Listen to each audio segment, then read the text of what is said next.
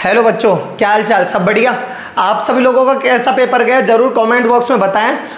आज इसी टॉपिक पर हम लोग बात करेंगे। देखो, कोई भी चैप्टर को, किसी भी क्लास के किसी भी पेपर को क्रैक करने का सबसे आसान तरीका होता है कि उसके पेपर को किस तरीके से सॉल्व किया जाएगा, उसके प्रीवियस ईयर के क्वेश्चन देखे जाते हैं, उसके किस तरीके से क्वेश्चन एग्जाम में पूछे जाते हैं।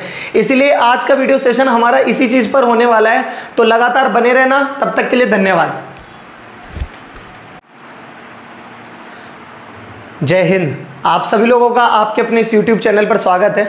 आज अब हम लोग बात करेंगे क्लास 10th का राजस्थान बोर्ड का 2024 का पेपर बहुत ही अच्छा बनाया है। देख लीजिए, पेपर का पैटर्न है आपका 2024 का आपका ये पेपर हो गया। S09 कोड का हम लोग आज सॉल्व करने जा रहे हैं। ठीक है, देखिए अब ये किस तरीके से है। इसके अंदर दो संख्याओं का the highest common factor of two numbers is 27। Highest common factor of two numbers is 27। Their least common factor यानी एलसीएम जो है उनका कितना दे रखा है 162। अगर फर्स्ट नंबर आपको कितना दे रखा है 54, then find the second number. बहुत ही ज़्यादा इजी क्वेश्चन है। देखिए, HCF into LCM is equal to first number into second number. आपका फॉर्मूला होता है, यह आ गया 54 multiply by second number equal to 27 multiply by 162। Second number equal to 27 multiply by 162 upon में 54। 27 2 जा 254 और 2 8 जा 16, 2 1 जा 2। सेकेंड नंबर जो हो गया वो आपका आ गया 81 यानी आपका ए क्या हो गया, आपका आंसर आ गया। ठीक है, बहुत ही ज़्यादा इजी है। आपका जो एक्सरसाइज 1.1 है उसमें इस टाइप के बहुत सारे क्वेश्चंस हैं, आप लोग उसमें से ट्राई कर सकते हैं। ठीक है,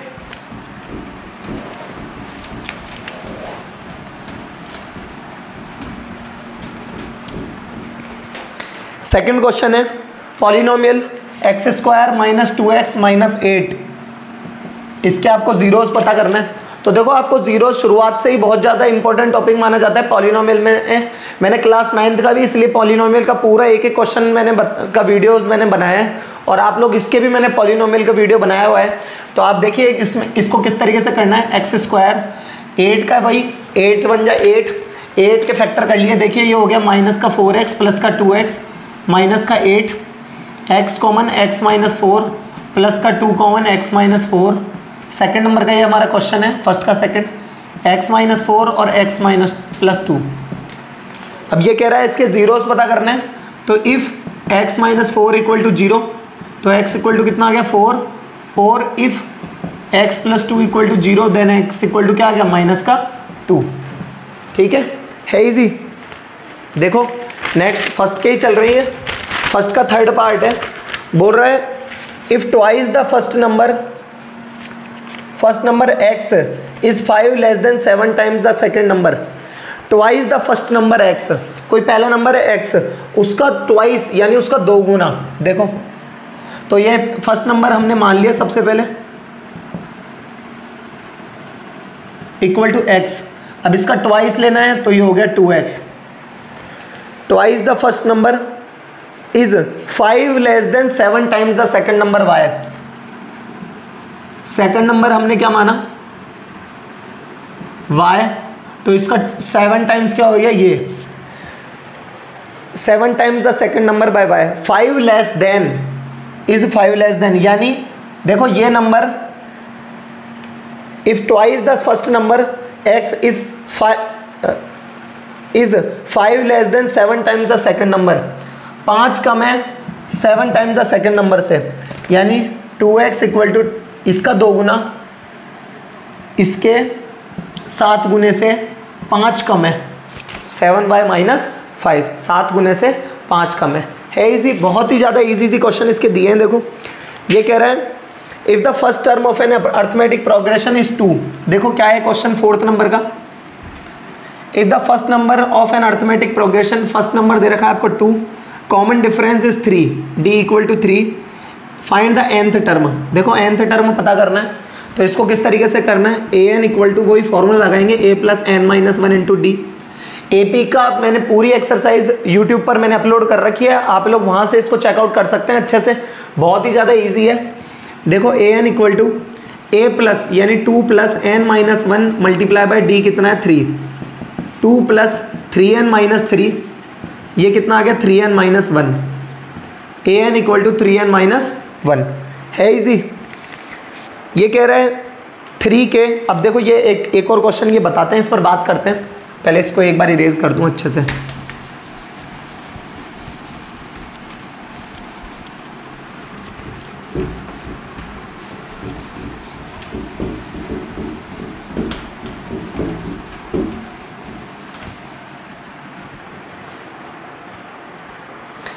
ये कह रहा है 3 के first the sum of the first 5 multiples of 3, 3 के प्रथम 5 गुणजों का गुणन योगफल है। देखो 3 के प्रथम 5 मल्टीपल, फर्स्ट 5 मल्टीपल ऑफ 3, तो देखो पहला हो गया 3, 6, 9, 12 और ये 15।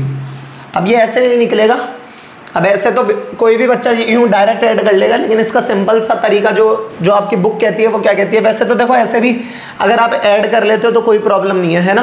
फिर भी अगर आप इसको ऐड करना चाहो तो देखो इसमें S5 निकालना पड़ेगा आपको, n/2 यानी 5/2, ब्रैकेट में 2 है मतलब 2 × 3 प्लस n-1 यानी 5-1 इंटू d का मतलब कितना आ गया 3। देखो 5/2, 2 3 6 प्लस 5-1 कितना हो गया 4, 4 3 12, 5/2 मल्टीप्लाई बाय 12 और 6 कितना हो गया 18, 2 9 18 और 5 9 45। और वैसे भी अगर आप इसको ऐड करोगे देखो 12 और 12 24 और 3 27, 27 और 3 कितना हो गया 30, 30 और 9 39, 39 और 6 कितना हो गया 45।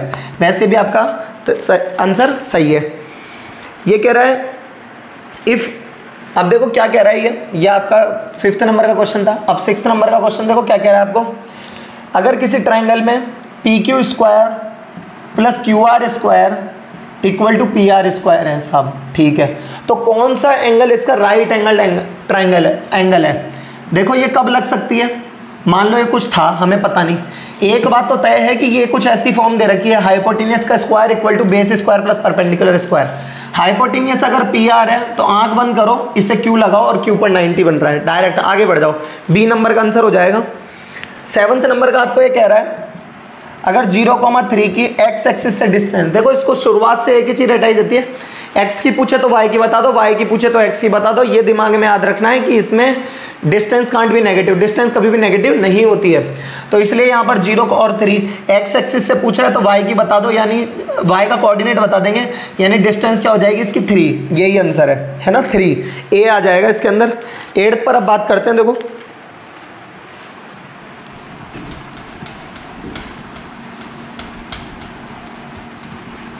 बोर्ड इतनी सी देर में हो भी गया गंदा।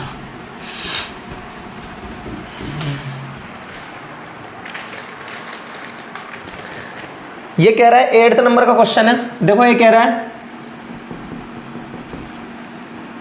2 sin 45 cos 45। ये क्वेश्चन थोड़ा सा ध्यान लगा के करना, क्योंकि इसके जैसा ही एक और क्वेश्चन आगे जाके थोड़ा सा घुमाया है, इसी के से रिलेटेड है।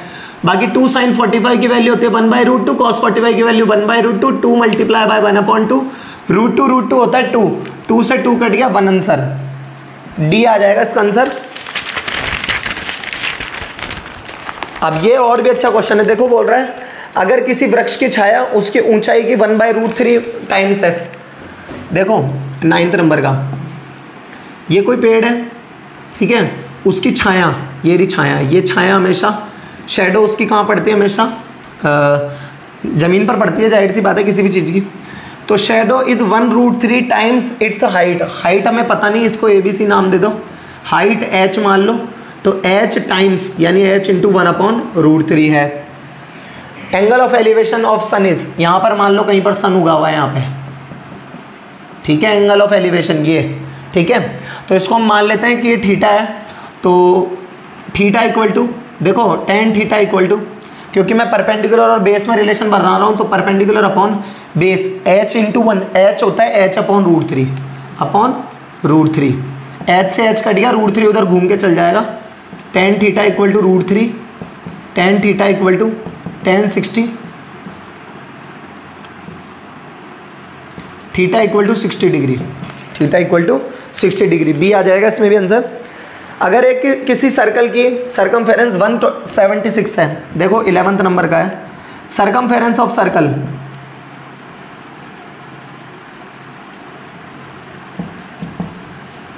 Equal to 176। तो देखो सर्कल की सरकमफेरेंस का फॉर्मूला होता है आपका 2πr equal to 176, radius equal to 176 upon 2 multiply by 22 in 7 2 8 जा 22 8 जा 176, 2 से काटोगे 8, 4 बार 4 7 जा 28, तो रेडियस इक्वल टू क्या आ गया 28 सेंटीमीटर। ये सेंटीमीटर में था, है ना, रेडियस 28 सेंटीमीटर, तो सी आंसर हो जाएगा इसका।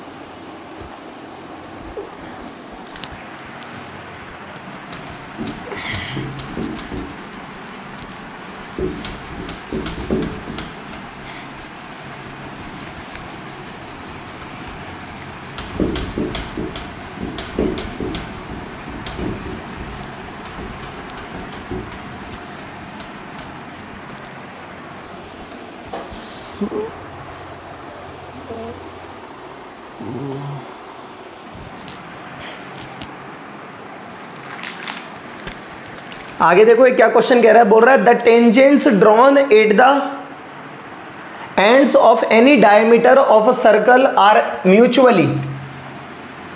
ये सर्कल की टेंजेंट हो गई, मान लो ये हो गई टेंजेंट्स, तो एक बार के लिए मैं 2 बना लूँ, जरूरी नहीं है पैरेलल हो, आप यहाँ पर भी बना सकते हैं। The tangent drawn at the end of the diameter, अब लेकिन ये एंड ऑफ द डायमीटर कह रहा है, इसलिए ये वाली बात हटा दो, एंड ऑफ द डायमीटर, क्योंकि अगर मान लो ये डायमीटर है तो उसके एंड पर कहाँ हो गई, यहाँ पे हो गई और एक यहाँ पर हो गई, ठीक है, end of the diameter of a circle are.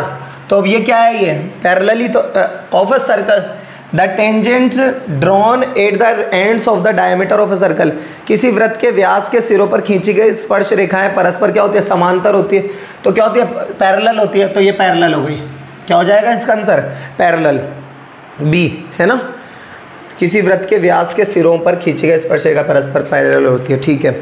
यदि एक सर्कल की रेडियस, अच्छा ये क्वेश्चन पहले बता दिया था मैंने, कोई बात नहीं, ठीक है, ये भी सही है, ठीक है। अब आगे देखो, अब ये क्वेश्चन क्या कह रहा है, देखो बोल रहा है अगर किसी स्फीयर का वॉल्यूम, जिन बच्चों ने जस्ट अभी 9th पेपर दिया है उनसे मैं ये चीज़ कहना चाहूँगा, आप खुद ये चीज़ देख सकते हो कि जो फॉर्मूले आपको सरफेस लर्न वॉल्यूम में एज इट इज लर्न कराए गए हैं वही फॉर्मूले आपके इसमें भी काम में आ रहे हैं ऐसे कैसे, है ना, तो इसलिए आपको फॉर्मूले पर लर्न करने पर इतना जोर दिया जाता है। अगर किसी स्फीयर का वॉल्यूम 36 पाई है, अब volume of sphere, volume of sphere कितना होता है 4/3 पाई आर क्यूब, और वो कितना है 36 pi equal to 4/3 pi R cube. ये इससे गया 4 9 जा 36, इधर मल्टीप्लाई कर दिया 9 3 जा 27 equal to R cube, R is equal to cube root of 27, R equal to क्या हो गया 3 सेंटीमीटर, ठीक है। अब ये कह रहा है first 11 whole numbers will be, मतलब mean of first whole numbers will be, first 11 whole numbers will be. अब ये कौन सा हो गया हमारा 13th नंबर का हो गया होल नंबर। अब होल नंबर हमें पता होना चाहिए, देखो होल नंबर जो होते हैं वो 0 से शुरू होते हैं, फर्स्ट 11 होल नंबर्स का मीन, तो 0 1 2 3 4 5 6 7 8 9 10 और 1 2, देखो 10 तो ये हो गया 11 मीन। अब इनका मीन निकालना है, वही sum of all observation upon total number of observation, sum of all observation करेंगे, देखो तो 0 + 1 + 2 + 3 + 4 + 5 + 6 + 7 + 8 + 9 + 10 upon total number of observation, इसे भी काउंट करेंगे तो कितने हो गए 11। ये क्या आ गया मीन का फॉर्मूला, जनरल फॉर्मूला ही होता है वही sum of all observation upon total number of observations equal to, इनको ऐड करो, देखो 1 और 2 3, 3 और 3 6, 6 और 4 10, 10 और 11 21, 21 और 7 28, 28 और 8 कितने हो गए आपका 36, 36 और 9 कितने हो गए 45 और 10 कितने हो गए 55 अपॉन में 11, अपॉन में 11, 11 5 जा 55, 5 जा 55। ठीक है, आगे देखो ये कह रहा है कि मोड ऑफ डिस्ट्रीब्यूशन, कुछ डिस्ट्रीब्यूशन आपको दिया हुआ है। देखो क्या है, ये तो बहुत इजी है लग रहा है मुझे तो। देखो 3, 3, 5, 3, 4, 2, 8, 4, 3, 4, 3। ठीक है, तो इसका हमें क्या निकालना है, मोड। हाईएस्ट जो रिपीटेड फ्रीक्वेंसी होती है वही हमारा मोड कहलाता है। तो देखो 3, 3 और एक ये 3 और एक और 3, तो 4 बार 3 आ गया ये, जो कि सबसे ज़्यादा बार है। एक और बार आ गया, 5 बार आ गया 3, तो मोड क्या आ जाएगा हमारा 3, मोड क्या आ जाएगा 3। और इसी के साथ ये 15 नंबर का क्वेश्चन भी देखो बहुत ईजी है। बोल रहा है अगर PE इक्वल टू दे रखा है 0.05, तो PE बार क्या होगा, 1 में से सब्ट्रैक्ट कर देंगे 0.05 को। ये जो मैंने आपको वीडियो बनाया था, लास्ट वीडियो था हमारा, वो पास होने की संजीवनी जड़ी बूटी, उसमें प्रोबेबिलिटी की पूरी दे रखी है और उससे बाहर कोई क्वेश्चन भी नहीं गया। आप आराम से उसको चेक कर सकते हो। देखो 1 में से 0.05 सब्ट्रैक्ट करोगे तो 10 में से 5 गया 5, यहाँ बचा 9, 0.95, तो क्या आ गया 0.95 आंसर, है ना। है इजी, लग रहा है कि नहीं लग रहा है इजी, है इजी, लगेगा ही फिर भी।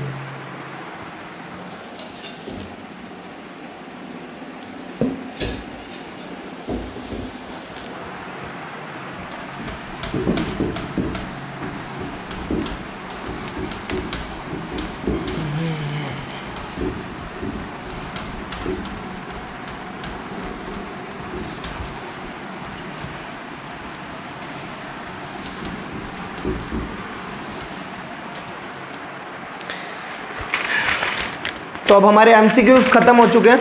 अब इसका सेकंड नंबर का देखो, ये मेरे को क्वेश्चन, ये देखो ध्यान से, ये क्वेश्चन मुझे अजीब ही लग रहा है अभी भी, और मुझे जहाँ तक लग रहा है बोर्ड को इसका बोनस देना चाहिए। देखो क्या है ये क्वेश्चन, बोल रहा है आपको सेकंड नंबर का क्वेश्चन दे रखा है। बोल रहा है कि -3, मतलब सेकंड का फर्स्ट है, -3, माइनस के हाफ, 5/2 का 11th टर्म पता करना है, 11th टर्म। ठीक है, तो पहली बात तो देखो ये एक एपी है ही नहीं, मुझे तो यही लग रहा है। देखो D1 निकालो एक बार, -12 माइनस और ये -3, तो ये हो जाएगा -12 + 3। 3 में से हाफ गया तो बचता है, 3 में से आधा गया तो बचता है 2.5। 2.5 क्या होता है 5/2, तो ये हो गया 5/2, सही है। उसके अलावा देखो तो ये तो D1 आ गया। अब जरा D2 निकालो, तो ये हो जाएगा कितना 5/2 माइनस लगा के इसका -12, 5/2 + हाफ। देखो 5/2 में भी बताया मैंने 2.5 होता है, 2.5 और आधा कितना होता है 3, और वैसे भी आप 5 + 1 6 से 2 कटेगा 3 बार। तो देखो पहली बात तो इसमें ये D1 और D2 इक्वल है ही नहीं, इक्वल है ही नहीं, तो ये एक एपी है ही नहीं है, ये एपी नहीं है। ठीक है, क्योंकि देखो 11th टर्म आप खुद कह रहा है, बोल रहा है खुद ये कह रहा है, बोल रहा है the 11th term of the arithmetic progression is, arithmetic progression उसकी नज़र में ये है, जबकि एक्चुअल में अगर अकॉर्डिंग टू जो क्वेश्चन होते हैं, अकॉर्डिंग टू आपका फॉर्मूला देखोगे तो ये एक एपी नहीं है। ठीक है, तो ये रूल्स के कहीं ना कहीं खिलाफ है, क्योंकि D1 और D2 इक्वल नहीं है।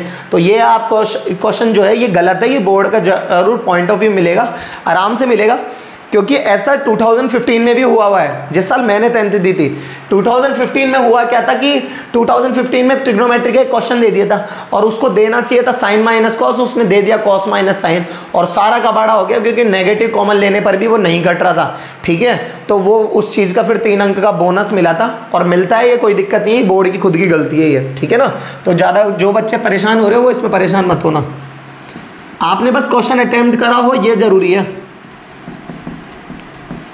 अब देखो cos 60 क्या होता है, वही होता है जो sin 30 होता है, और sin 30 क्या होता है 1/2, तो ये 1/2 का स्क्वायर हो जाएगा, माइनस sin 60 √3/2 का स्क्वायर हो जाएगा, 1/4 माइनस 3/4, ये हो जाएगा माइनस का हाफ।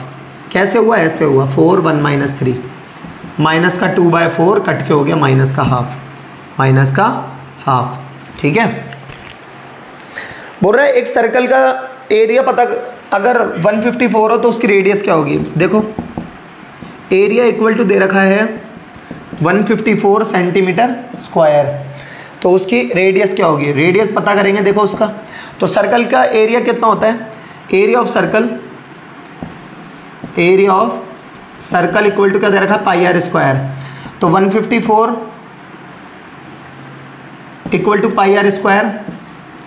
देखो इसको आगे यहाँ देखो, 154 upon 22 into 7 equal to radius का स्क्वायर। 22 7 जा 154 और R square equal to 49, R is equal to root 49, R is equal to क्या होता है 7 सेंटीमीटर। ठीक है, ये बोल रहा है एक आपको कोण दे रखा है जिसकी रेडियस दे रखी है 6 सेंटीमीटर। देखो इसका क्या है, ये रेडियस दे रखी है 6 सेंटीमीटर और हाइट दे रखी 8 सेंटीमीटर। 9th वाले बच्चों ध्यान से सुन लो, स्लैंट हाइट का फॉर्मूला आ गया है, R square plus H square L is equal to under root 6 square plus का 8 का square, L is equal to under root of 6 का स्क्वायर 36, 8 का square 64, L is equal to root 100 होता है 10। इसलिए आप लोगों को लर्न करने के लिए कहा जाता है फॉर्मूला को। एक ये 5th नंबर का है। देखो ये क्या कह रहा है, 3 median is equal to 2 mean plus fill in the blanks. तो मोड आएगा इसकी जगह, क्या आएगा, मोड आएगा, मोड। रिकॉर्ड तो हो रहा है ना, ये सब कुछ सही चल रहा है, ठीक है। चलो आगे देखो, 6th नंबर का देखो क्या कह रहा है, बोल रहा है 60 to 75 का क्लास मार्क निकालना है। 60 to 75 करना कुछ नहीं है, फॉर्मूला क्या होता है, lower limit plus upper limit divided by 2।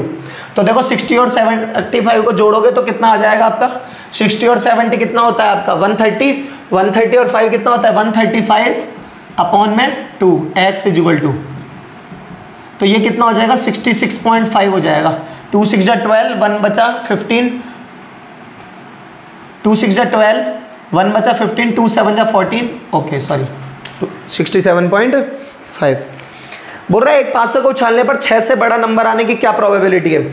तो 7th नंबर का क्वेश्चन है, एक पासे को उछाला जाता है तो फेवरेबल आउटकम तो सबके समान ही होते हैं, है ना, क्योंकि एक ही बार होता है हर चीज़। टोटल आउटकम 6, लेकिन ये कह रहा है 6 से बड़ा नंबर आने की, तो 6 से बड़ा कोई नंबर है ही नहीं, तो उस बात की फेवरेबल आउटकम 0, टोटल आउटकम 6, तो प्रोबेबिलिटी 0 हो जाएगी, है ना। चलो अब नेक्स्ट देखते हैं।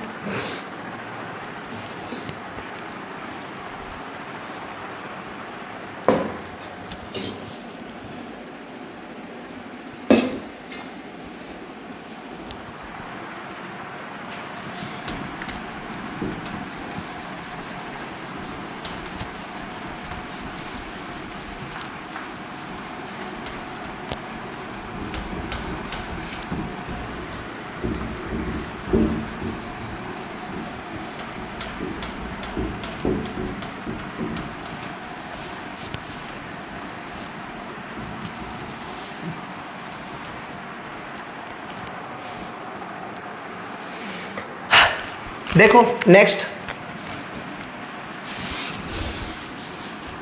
3rd नंबर का क्वेश्चन है।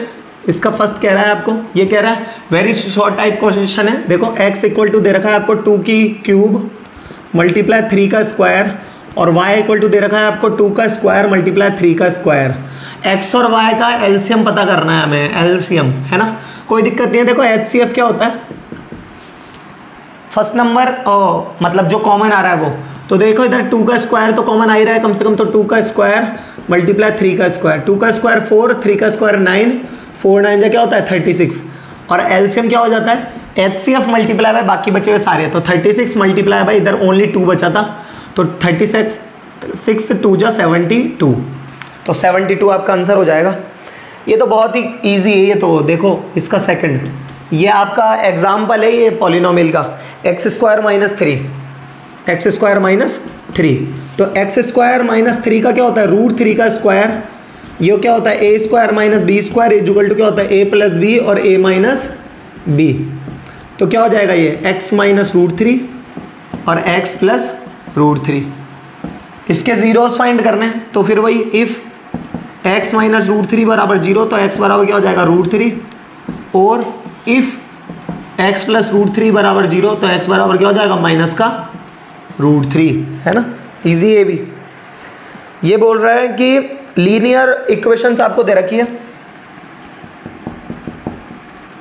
x plus Y is equal to 14 और x minus Y is equal to 4। बहुत ही ज़्यादा ईजी है, आप इसको डायरेक्ट एलिमिनेट कर दो तो 2x इज इक्वल टू, दोनों इक्वेशंस को जोड़ दो 18, x इज इक्वल टू क्या आ जाएगा 9 और इसको इक्वेशन नंबर 1 में पुट कर दो तो 9 plus 4 equal to 14, y 9 plus y है ना, y is equal to 14 minus 9 तो y इज इक्वल टू कितना हो जाएगा ये 5, y इज इक्वल टू 5 और x इज इक्वल टू क्या हो गया 9 है ना। पहले से पेपर पैटर्न एक तो बहुत ज़्यादा चेंज हो चुका है, बहुत ज़्यादा चेंज हो चुका है। अब क्वेश्चन थोड़े इजी भी आने लग गए और छोटे क्वेश्चन ज़्यादा कर दिए। पहले के टाइम पे बड़े क्वेश्चन भी होते थे, अच्छे खासे बड़े क्वेश्चन होते थे, अब तो और क्वेश्चन ज़्यादा भी हो गए। पहले क्वेश्चन कम थे, पहले क्वेश्चन 29 से 30 के बीच में लगभग आया करते थे, तो ऐसा अंदाज़ा लगाया जाता था कि साहब एक क्वेश्चन को करने में 6 मिनट मिलेंगे, है ना, एक क्वेश्चन को करने के 6 मिनट मिलेंगे। लेकिन अब पेपर पैटर्न थोड़ा चेंज हो गया है। 4th नंबर का देखो, ये दे रखा है आपको DE पैरेलल BC, ये BPT पर बेस्ड क्वेश्चन है। ये 1.5 है, ये आपका 3 है, सेंटीमीटर में है ये डेटा,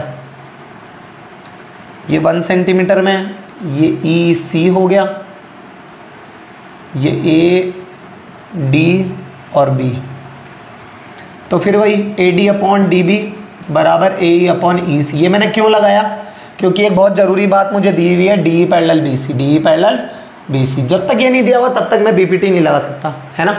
तो देखो 1.5 अपॉन में 3 बराबर 1 अपॉन में EC, पॉइंट हटाया 0, 15 2 जा 30, EC is equal to EC into 1 EC और 2 1 जा 2, क्या हो गया 2 1 जा 2 सेंटीमीटर, ठीक है। 5th नंबर का देखो, 5th नंबर का क्या है देखो, -a, A और -a, डिस्टेंस निकालनी है। देखो डिस्टेंस का फॉर्मूला देखो, x1 बराबर ये तो -a हो गया और ये y1 बराबर क्या हो गया a, x2 बराबर क्या हो गया -a और y2 बराबर क्या हो गया -a। डिस्टेंस का फॉर्मूला लगाओ देखो, तो डिस्टेंस वैसे तो इसने इसको कुछ नाम नहीं दे रखा, आप चाहो तो a भी नाम दे सकते हो, इक्वल टू फॉर्मूला लगाएंगे x2 minus x1 whole square plus y2 minus y1 का होल स्क्वायर। अब देखो इसमें कैसे क्या चेंज हो गई क्या इसकी डायरेक्शन,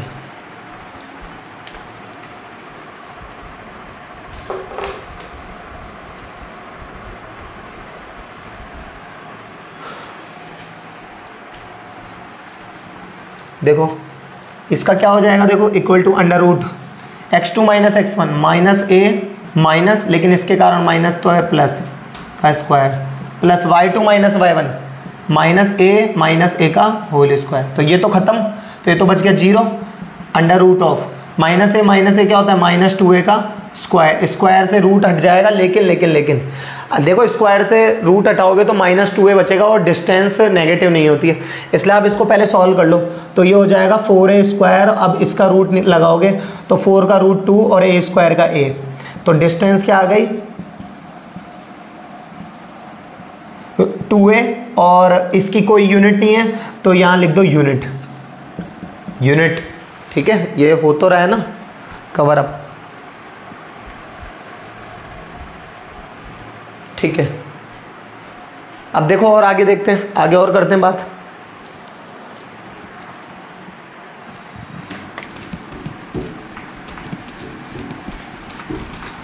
इस पेपर को सॉल्व कराने का पीछे का सब सिर्फ और सिर्फ एक यही मकसद है कि इससे बच्चों को एक तो खुद की गलतियों का पता चले, और तो और जो उनको अगर उनकी गलतियां को पता पड़ जाए तो एक तो उनको अंदाज़ा हो जाएगा कि कितना उनका मार्क्स गेन होगा।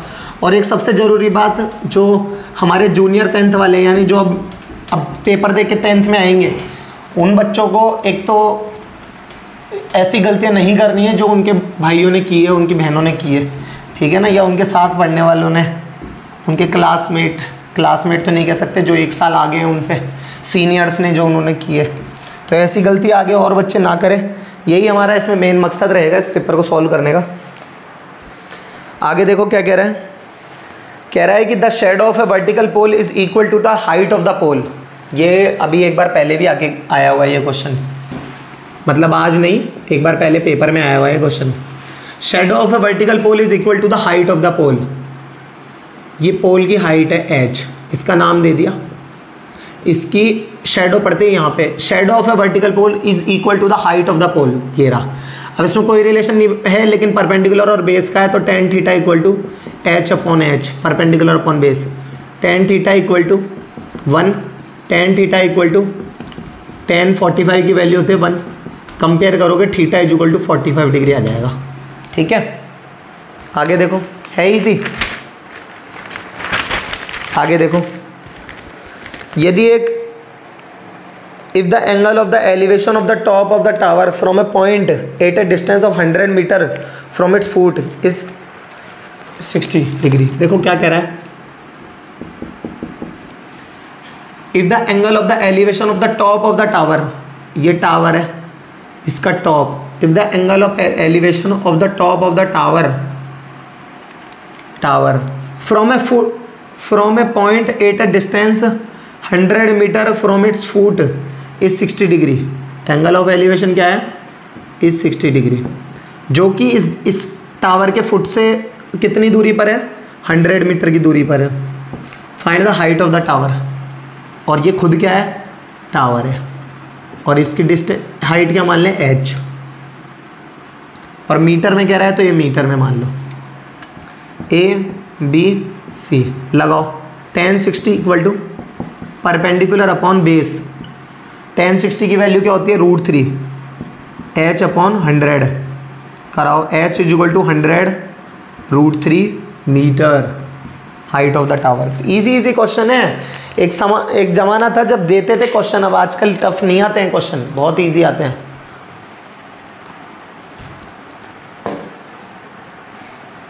नाउ इट्स ऑल अबाउट कि आप इस पर मेहनत कितनी अच्छे से कर सकते हो। 100 लाना अब ज़्यादा आसान है बजाय पहले के, ये चीज़ मैं आप सबको बता दूं। 100 लाना अब ज़्यादा आसान है, पहले नहीं हुआ करता था एक ज़माने में, एक टाइम पर। अगर कोविड पहले के भी अगर आप पेपर उठाओगे ना तो इतनी आसानी से 100 नहीं आते थे, किसी के आ जाए तो बहुत अच्छी बात है। अब 100 लाना ज़्यादा आसान है, क्योंकि अब क्वेश्चन बहुत ज़्यादा, एक तो ईजी आते हैं, भले मैं मानता हूँ थोड़े ज़्यादा होते हैं, लेकिन अब ईजी आते हैं क्वेश्चन। देखो आगे,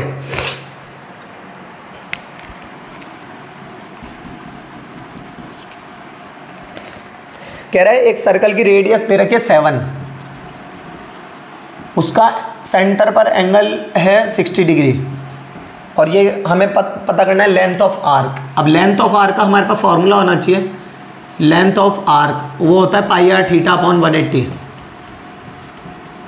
पाई इक्वल टू कुछ भी नहीं कह रखा, तो 22/7 इंटू रेडियस क्या है 7 इंटू थीटा क्या है 60 डिग्री अपॉन में 180। 7 से 7 63 जा 180, 22 अपॉन में 3, 3 6 जा 18, नहीं 3 7 जा 21, 1 बचा, पॉइंट लगाओगे तो 0, 10 हो गया, 3 3 जा 9, फिर 1 बचेगा, 3 3 जा 9, सेंटीमीटर आ गया, सेंटीमीटर आ गया, पाई r थीटा अपॉन 180। ठीक है, फिर से देखो, ये कह रहा है ये 8th क्लास तक भी बच्चों को खूब रटाया जाता है। अब तो क्या है NCERT रिड्यूस हो गई, तो अब ये 8th वाले भी इतना पढ़ कर नहीं जाएंगे। बाकी है इनके भी, मैंने तो लर्न कराया था बच्चों को। तो अब देखो क्या कह रहा है, बोल रहा है total surface area of cube. अब देखो TSA ऑफ क्यूब, तो TSA ऑफ क्यूब क्या होता है 1014 मीटर स्क्वायर। तो क्यूब का टोटल सरफेस एरिया 6 स्क्वायर, ये a square is equal to 1014 upon में 6 काट दो, a square is equal to I think 169 आएगा, करके देख लेते हैं। 6 1 जा 6, 4 बचा 41, 6 6 जा 36, 5 बचा 54, 6 9 जा 54। a is equal to under root of 169, a is equal to क्या गया 13 सेंटीमीटर, नहीं मीटर। ये 10th कह रहा है, देखो क्या कह रहा है, ये बोल रहा है 7 सेंटीमीटर रेडियस वाले स्फेयर का टोटल सरफेस एरिया पता करो। देखो मैं अभी भी एक बार और फिर कह रहा हूँ, फिर कह रहा हूँ, फिर कह रहा हूँ, और फिर से कह रहा हूँ, बार बार कह रहा हूँ कि फॉर्मूले सरफेस एंड वॉल्यूम के ढंग से कर लो, ढंग से मैं बता रहा हूँ। यह आने वाले समय में आप लोगों को इतने बेनिफिट मिलने वाले हैं। ये उनको कह रहा हूँ, उनको नहीं कह रहा जो आज पेपर दे के आए हैं, मैं ये बात उनको कह रहा हूँ जिन्होंने अभी जस्ट 9th की है, क्योंकि उनको ये बार बार इस चीज़ से पाला पड़ेगा। अभी तक भी मैं ये चीज़ देखता हूँ, फॉर्मूले लर्न नहीं होते, बच्चा फिर प्रॉब्लम में आ जाता है। फॉर्मूले लर्न होंगे डेफिनेटली आपको प्रॉब्लम नहीं आएगी, ये चीज़ समझो कोई बात। अब देखो 7 सेंटीमीटर रेडियस के स्फीयर का आपको टोटल सरफेस एरिया फाइंड करना है। तो total surface area of sphere 4 pi are square, radius दे रखी है इसमें 7, तो since radius equal to 7 centimetre, तो टी एस से निकालने के लिए देखो 4 इंटू 22/7 इंटू 7 इंटू 7, ये काट दो, 22 4 जा 88 मल्टीप्लाई बाय 7, तो ये कितना आ जाएगा 7 8 जा 56 का 6 कैरी में 5, 7 8 जा 56 और 5 61 सेंटीमीटर स्क्वायर, सेंटीमीटर में है ना ये, तो सेंटीमीटर स्क्वायर आ जाएगा टी एस से। बहुत इजी। चलो सेक्शन बी पर अब हम लोग बात करेंगे। देखो सेक्शन ए में हुआ है ये अभी तक इतना अच्छे से, है ना।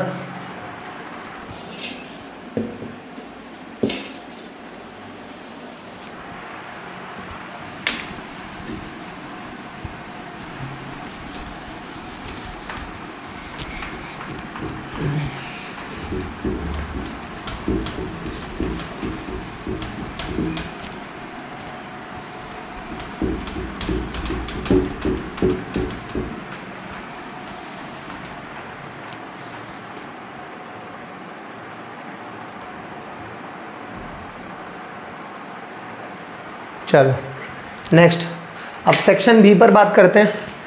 वही सिद्ध कीजिए कि √3 एक अपरिमेय संख्या है। Prove that √3 is an irrational number.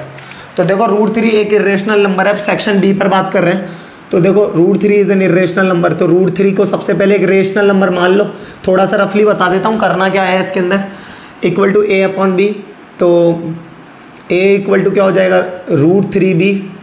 ए और बी को प्राइम नंबर है और माना कि √3 क्या है एक रेशनल नंबर है, तो a² इक्वल टू 3b² हो गया, तो a² 3 इक्वल टू b² हो गया। अब फिर वही बात है कि अगर a में अगर 3 का डिवाइड जाता है तो a² में भी जाएगा, तो a3 जो है 3 is a factor of a, 3 यहाँ a का क्या है फैक्टर है, ठीक है। तो मैंने माना कि यहाँ कोई फैक्टर होगा तो a इक्वल टू 3c, ये 3 का कोई फैक्टर होगा ना, तो मैंने नया नंबर मान लिया, दोनों तरफ स्क्वायर कर दो इक्वल टू 9c² हो गया। यहाँ से a² की वैल्यू 3b² है, 3b² इक्वल टू 9c², 9 में भेज दो, तो 3b² 9 इक्वल टू क्या हो जाएगा c², b² 3 इक्वल टू क्या हो गया c²। अब मैंने एक देखा कि b² से अगर 3 डिवाइड जाता है तो 3b से भी डिवाइड, मतलब b भी 3 से जाएगा, तो यानी 3 इज ए फैक्टर ऑफ किसका है b का। अब हमने यहाँ देखा कि 3 जो है वो a का भी फैक्टर, 3 जो है वो b का भी फैक्टर है, तो 3 is a factor of a and b। देखो 3 अगर a और b का फैक्टर है, तो जबकि हमने तो क्या माना था कि ये एक रेशनल नंबर, और जो कि सबसे ज़रूरी बात ये क्या है माना था हमने, दोनों को इंटीजर माना था, दोनों क्या थे एक तरीके से कोप्राइम नंबर थे, यानी इनका कॉमन फैक्टर 1 के अलावा कुछ नहीं होना चाहिए था अगर ये दोनों रेशनल नंबर होते तो, लेकिन ऐसा नहीं हुआ। इन दोनों का कॉमन फैक्टर 3 भी है, 1 के अलावा कोई नंबर है, 1 के अलावा अगर इन दोनों का कोई कॉमन फैक्टर है, तो इसका मतलब ये हमें यहाँ पर क्या मिल गया, एक अपोजिशन मिल गया, एक तरीके से क्या बोलते हैं उसको, विरोधाभास, कॉन्ट्राडिक्शन मिल गया हमें यहाँ पर, ठीक है। तो यानी और ये कॉन्ट्राडिक्शन हमें क्यों मिला है, due to our wrong assumption. हमने गलत माना था, हमने क्या माना था कि √3 क्या है एक रेशनल नंबर है, इसलिए √3 क्या है एक इरेशनल नंबर है। ये थ्योरी हमें इसके अंदर लिखनी होती है, ठीक है ना, लिख लेना इसको। देखो 5th नंबर का 2x² -x -6, अब इसके फैक्टर अब हमें निकालने हैं। देखो 6 2 जा 12, तो 2x² माइनस का 4x प्लस का 3x माइनस का क्या आ जाएगा 6, तो इसमें से 2x कॉमन बचा है x -2 प्लस का 3 कॉमन बचा है x -2, x -2 बाहर ले लिया और ये क्या हो जाएगा 2x + 3। फिर वही बात कि इफ़ x -2 = 0, तो x इक्वल टू क्या हो जाएगा 2, और if 2x + 3 = 0, x equal to क्या हो जाएगा -3/2। ये हो गए इसके ज़ीरोज़ हो गए। ये बोल रहा है दो संख्याओं का अंतर 26 है, 6 नंबर का। हमने फर्स्ट नंबर माना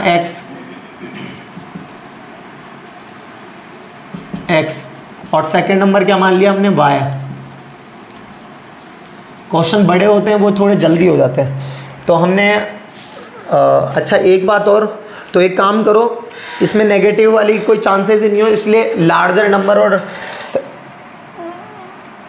अच्छा इसको लार्जर मान लो और यहाँ लिख देना, एक काम करो यहाँ लिख दो where x is greater than y, सबसे ज़रूरी बात है ना। अब दो संख्याओं का अंतर है तो अकॉर्डिंग टू कंडीशन करो, x minus Y is equal to 26। पहली संख्या दूसरी संख्या की 3 गुनी है, one number is 3 times the other number. तो ये पहली संख्या जो है ये दूसरी संख्या की कितनी है, 3 गुनी। उठा के रख दो यहाँ पर, ये हो गया 1, ये हो गया 2, यहाँ रख दो 3y minus Y equal to क्या हो जाएगा 26, 2y इज इक्वल टू 26 और ये कितना कट के हो जाएगा, y इज इक्वल टू कितना आ जाएगा 13, y इज इक्वल टू 13 उठाकर यहाँ रख दो। तो put y is equal to 13 in equation number 2 और ये वैल्यू हमने यहाँ रखी है, तो पुट यहाँ लिख दो value from 2 of x in equation 1।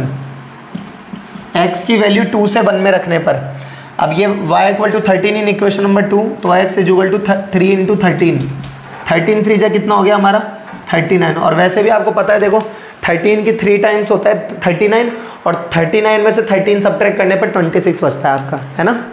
अब देखो और बात करते हैं।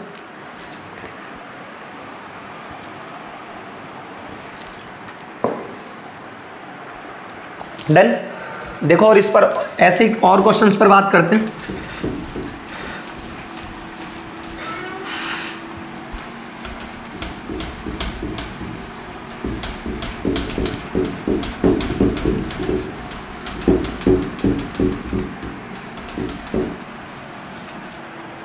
चलो देखो नेक्स्ट,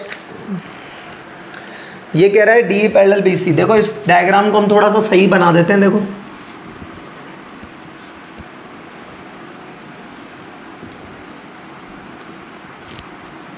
ये x हो गया, ये x प्लस 2 हो गया, ये x माइनस 2 हो गया और ये x माइनस 1 हो गया।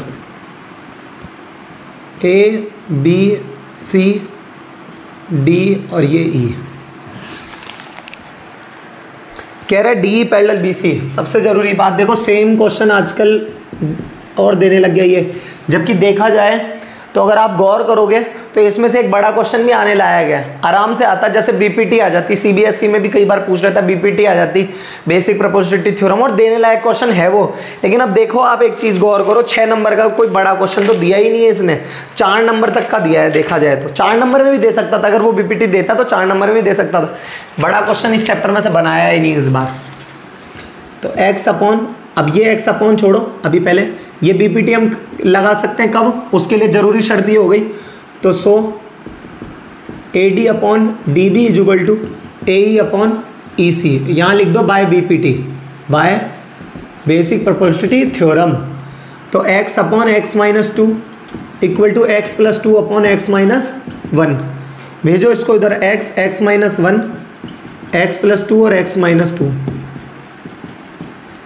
एक्स स्क्वायर माइनस एक्स और यहाँ लगा दो एक्स स्क्वायर माइनस 4। कैसे, a plus b a minus b, x square with minus x equal to minus 4, cancel, x is equal to क्या आ गया 4। देखो अगर ये ऑल साइड्स कहता तो यहाँ 4 की वैल्यू रखते, जैसे 4 प्लस 2 6, 4 माइनस 2 2, 4 माइनस 1 3, लेकिन ऐसा नहीं है, ये कह रहा है फाइंड एक्स, तो एक्स आ गया। ठीक है, 8th क्वेश्चन देखो, ये बीपीटी बाय बीपीटी यहाँ लिख देना, बाय बीपीटी। ठीक है, 8th क्वेश्चन देखो क्या कह रहा है, बोल रहा है कि पॉइंट्स x, 3 और 5, 7 के बीच की दूरी 5 है, 5 यूनिट। ठीक है, तो x की वैल्यू फाइंड करनी है, तो कोई भी प्रॉब्लम नहीं है, इसे a मान दो, इसे b मान दो, है ना। तो डिस्टेंस फॉर्मूला लगा दो कि A B is equal to under root of x2 minus x1, 5 minus x का स्क्वायर, फॉर्मूला लगा देना, प्लस लगा देता हूँ, चलो फॉर्मूला भी लगा देता हूँ। देखो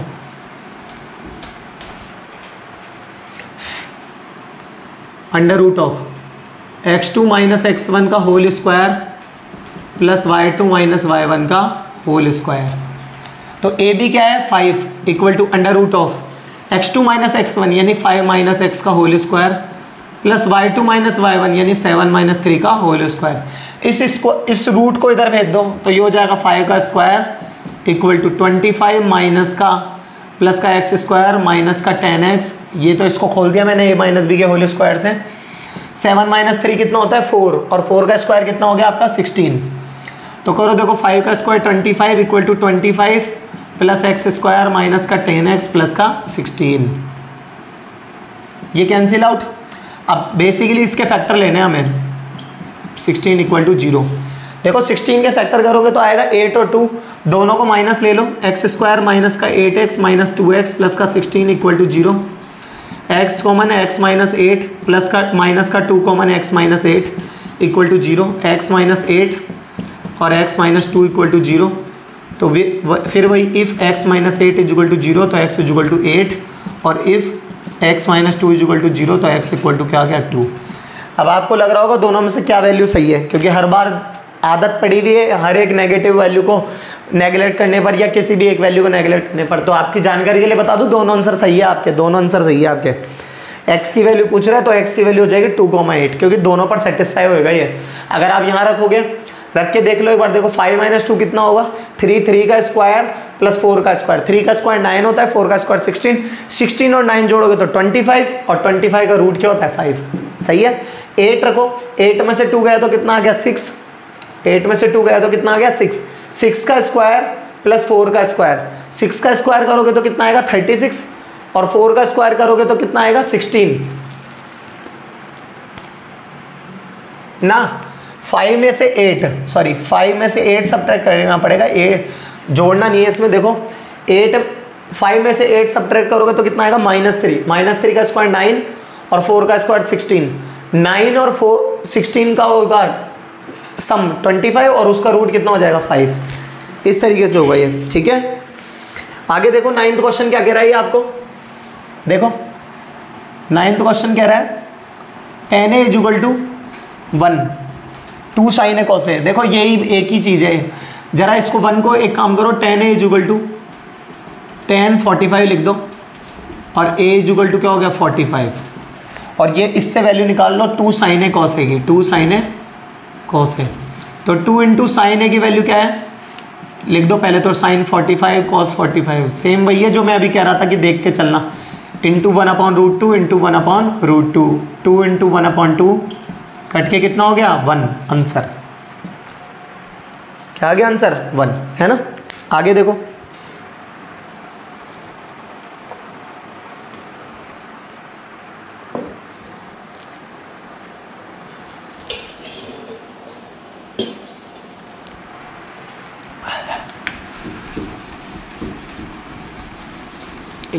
क्लास लगभग मेरी बड़ी ही चलती है तो थोड़ा सा इस चीज़ को आप गौर करना, ठीक है ना। क्योंकि फिर क्लास तो क्लास ही होती है, फिर 5-5 7-7 मिनट का तो सिर्फ सॉल्यूशन निकल सकता है, उसमें आपको समझ में नहीं आएगी बातें।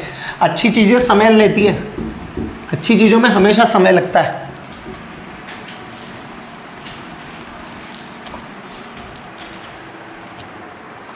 आगे देखो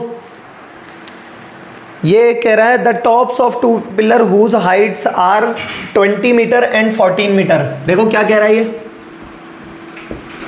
20 मीटर एंड 14 मीटर, ये हो गया 14 मीटर। और ये क्या है दोनों पिलर, जे में ना चिल्लर साथ वाली किल्लर पिलर, फिर भी खड़ा गया पिलर है।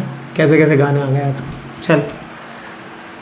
देखो ये कह रहा है the tops of 2 pillar whose height are 20 meter and 14 meter are connected by wire. दोनों किससे कनेक्टेड है वायर से, ठीक है by wire. If the wire makes an angle of 30 degree with the horizontal line. अब ये जो वायर है ये 30 degree with the horizontal line, तो ये यहाँ बनाएगा विद द हॉरिजॉन्टल लाइन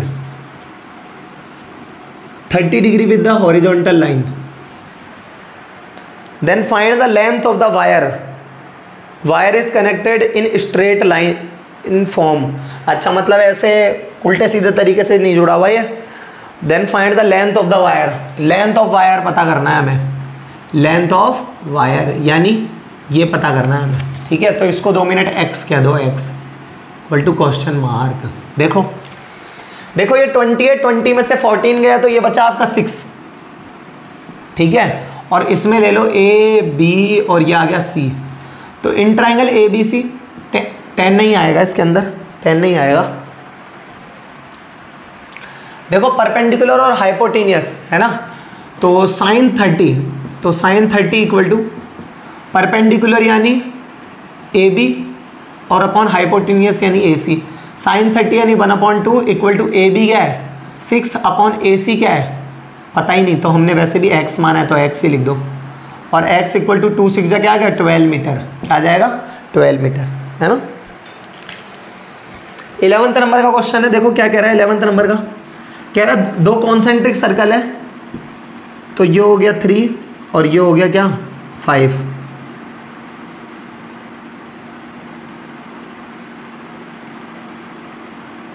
ये तो है 3 मीटर, चलो ये लो ये 3 मीटर, ठीक है। और ये पूरा है आपका 5 मीटर, ठीक है। सेंटर से आने वाली लाइन टेंजेंट के ऊपर हमेशा और हमेशा परपेंडिकुलर होती है, तो ये हो गया परपेंडिकुलर। और ये आपने ओ ए बी और चलो इसको और टेंजेंट की पूरी लेंथ पता करनी है तो इसे कह दो सी और इसको भी इससे क्या कर दो मिला दो। अब हमें क्या करना है, देखो इस in triangle A O B, triangle A O B, इसमें अगर पता करोगे तो देखो मतलब ए बी जो है वो पाइथागोरस थ्योरम से आ जाएगी। देखो 5 का स्क्वायर इक्वल टू 3 का स्क्वायर प्लस दिस, तो ए बी स्क्वायर 25 में से 9 लेस करोगे 16। देखो बता देता हूँ, A B equal to under root of A O का स्क्वायर माइनस बी ओ का square equal to under root of 5 का स्क्वायर माइनस 3 का स्क्वायर, 25 माइनस 9 और ये क्या आ गया 16, और 16 का रूट कितना होता है 4। ए बी इक्वल टू क्या आ गया 4। अब एक चीज़ गौर करने वाली है कि बी सी पता करो, क्यों, क्योंकि ये देखो क्या कह रहा है, अगर बड़े सर्कल की जो कॉर्ड है वो छोटे बड़े वृत्त की उस जीवा के लिए जो बड़े सर्कल की जो कॉर्ड है वो छोटे सर्कल के लिए टेंजेंट है और उसी की लेंथ हमें पता करनी है। देखो ये 4 है तो ये भी 4 है, उसका रीज़न है ये जो दोनों ट्रायंगल होंगे ये दोनों ट्रायंगल एक दूसरे के कॉन्ग्रुएंट होंगे, उसका रीज़न क्या है, देखो आप कॉन्ग्रुएंट इसको प्रूव कर दो।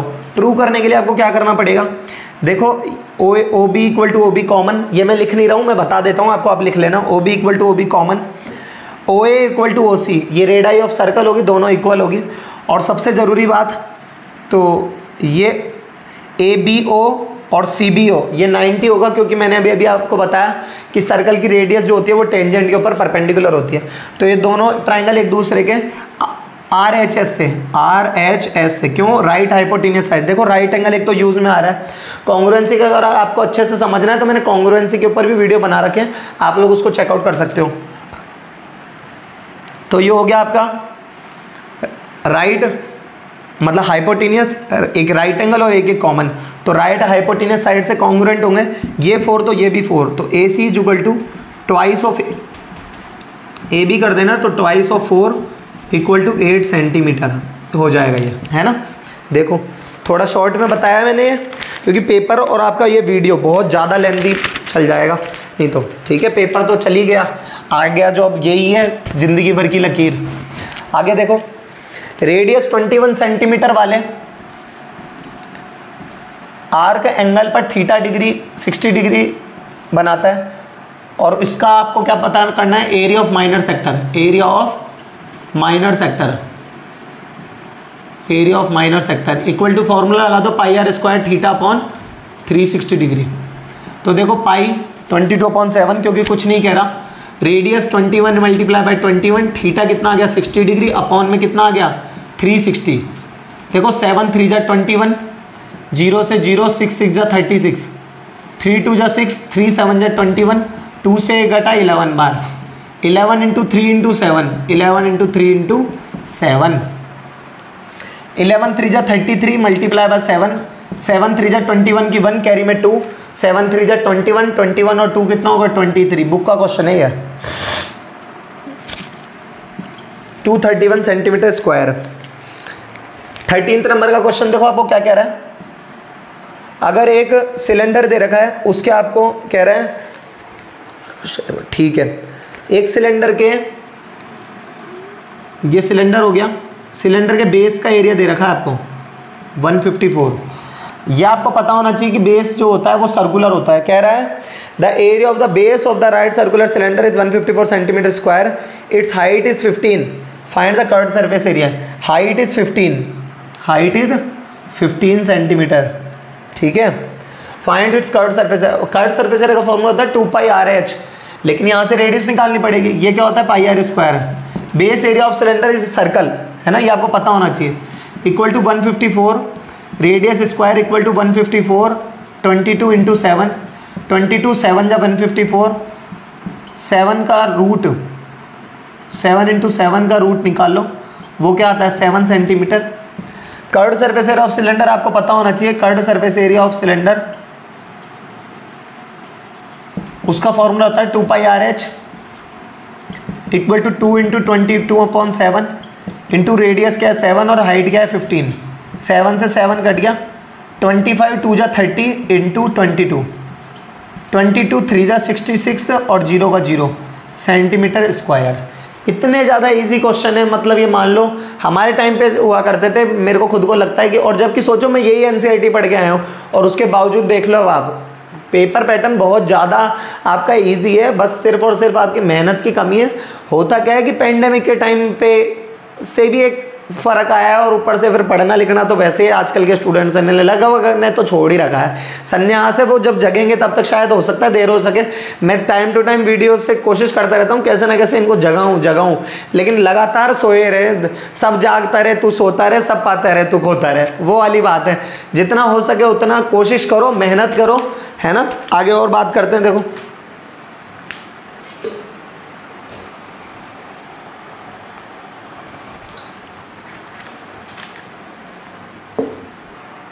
अब देखो, अब हम लोग बात करते हैं क्वेश्चन नंबर 14 पर।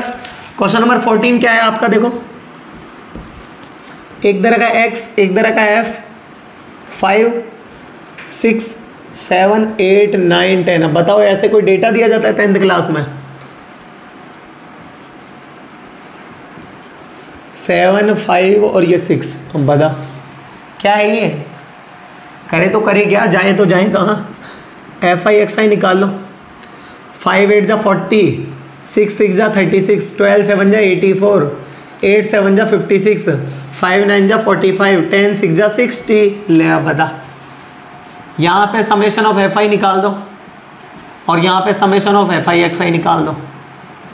लगाओ, देखो देखो 5 और 6 11, 11 और 4 15, 15 और 6 21, 21 का 1 कैरी में 2, 2 और 6 8, 8 और 4 12, 12 और 5 17, 17 और 3 20, 28, 28, 28 और 4 कितने हो गए 32, 32।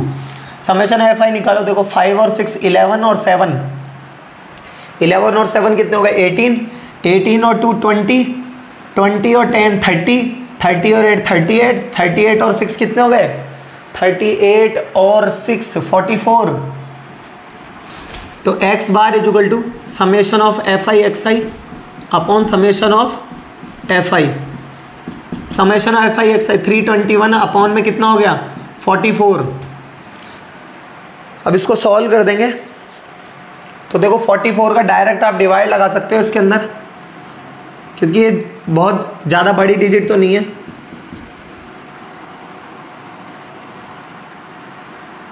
ट्वेंटी वन टू जा 21, 21 1 जा 21, 22 1 जा 22, 10 बचा 101। इसमें डिवाइड ही लगा दो, डायरेक्ट डिवाइड लगा दो, कोई प्रॉब्लम नहीं है। 321 में डिवाइड लगा दो तो देखो 4 8 जा 32 होता है, 4 8 जा 32 तो 7 बार जाएगा ये, क्योंकि ये 40 से ज़्यादा है ये। 7 4 जा 28 का 8 कैरी में 2, 7 4 जा 28, 28 और 2 कितना हो गया 30। 21 में से 8 गए तो कितने बचे 14। 11 में से 8 गए तो कितने बचे 3, तो 3 13। सही है, पॉइंट लगाया 0 बढ़ा दिया, ये 3 बार में चल जाएगा। 3 4 जा 12 का 2 कैरी में 1, 3 4 जा 12 और 1 13, गया ही नहीं, 2 बार में ही चल जाएगा 88। 10 में से 8 गए तो 2, यहाँ बचे 2, 12 में से 8 गया तो 4, ठीक है 42 बच गया। तो पॉइंट तो लगा हुआ है 0 लगा दो, तो 7.2 पर आप लगभग आंसर छोड़ सकते हो, कोई इशू नहीं है, ठीक है, मीन 7.2 हो जाएगा, ठीक है। आगे देखो, एक बच्चे के पास ऐसा पासा है जिसके 6 फलकों पर निम्नलिखित अक्षर लिखे हुए हैं। तो देखो क्या कह रहा है, 15 नंबर का A B C D E A, ठीक है। क्या प्रायिकता है कि A प्राप्त हो और D प्राप्त हो। तो देखो प्रोबेबिलिटी ऑफ गेटिंग A कितनी बार है 2 बार, और टोटल आउटकम क्या है 1 2 3 4 5 6, तो 1/3। और D प्राप्त हो, probability of getting D equal to D कितनी बार है 1 बार, और ऐसे कितने हैं ये 6, तो 1/6, यही आंसर है, ठीक है। चलो नेक्स्ट सेक्शन पर बात करते हैं।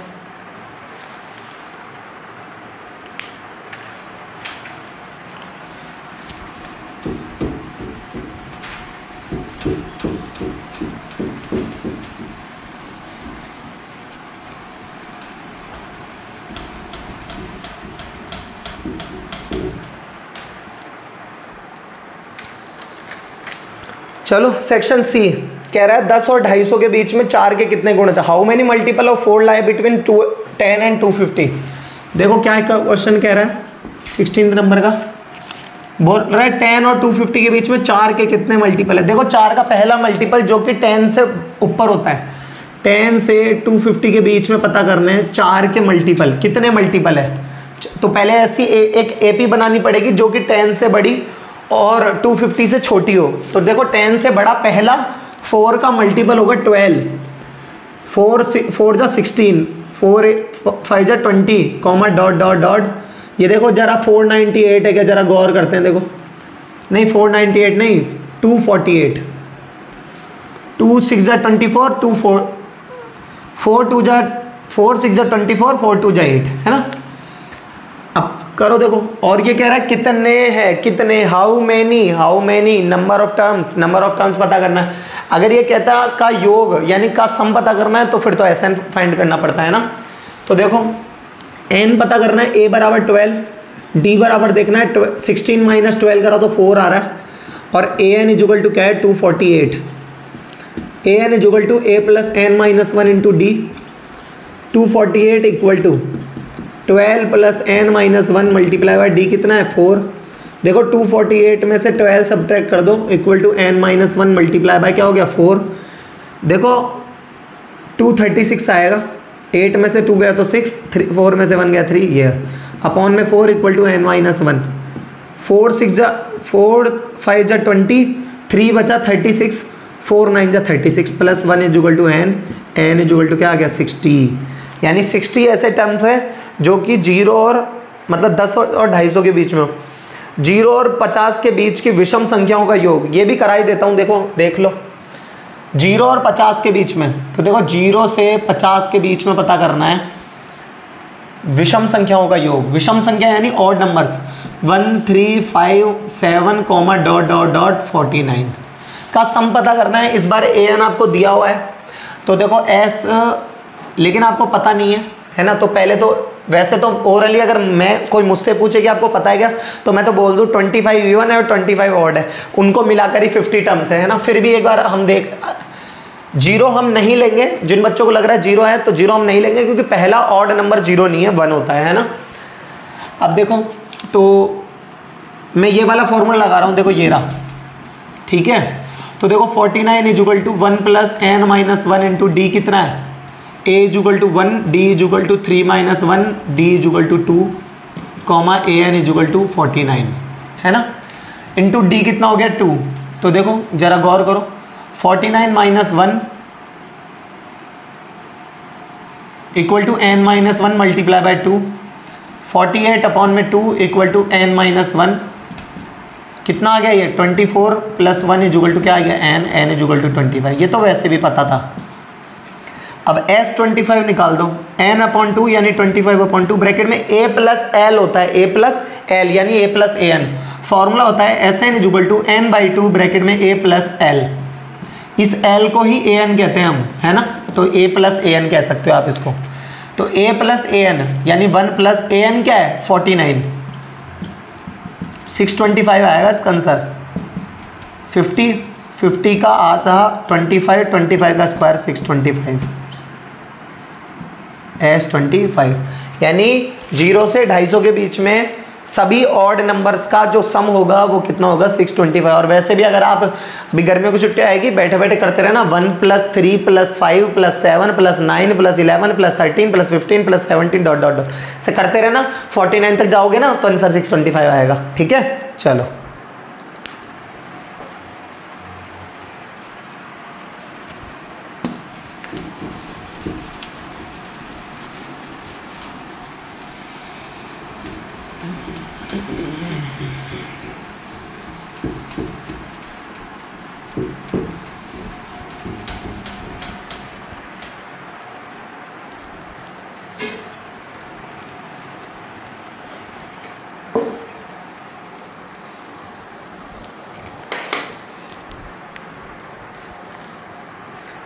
ये कह रहा है कि यदि बिंदु, देखो 17 नंबर का क्या क्वेश्चन है, कह रहा है यदि ए बी सी डी को एक पैरेललोग्राम के इसी क्रम में अगर लिया जाए, इसी ऑर्डर में लिया जाए तो पी की वैल्यू क्या होगी। तो जरा एक पैरेललोग्राम बना दो, ए बी सी और ये डी। ए क्या है 6,1, बी क्या है 8,2, सी है 9,4 और डी है आपका P,3। तो P की वैल्यू करना कुछ नहीं है, आपको ये पता होना चाहिए कि एक पैरेललोग्राम की जो अपोजिट साइड होती है वो एक दूसरे के इक्वल होती है, तो इन दोनों की डिस्टेंस इन दोनों के इक्वल रख दो और P की वैल्यू निकाल लो, और क्या है ना। देखो अब इसमें क्या करना है, 1 मिनट जस्ट वीडियो पॉज करना पड़ेगा, 1 मिनट।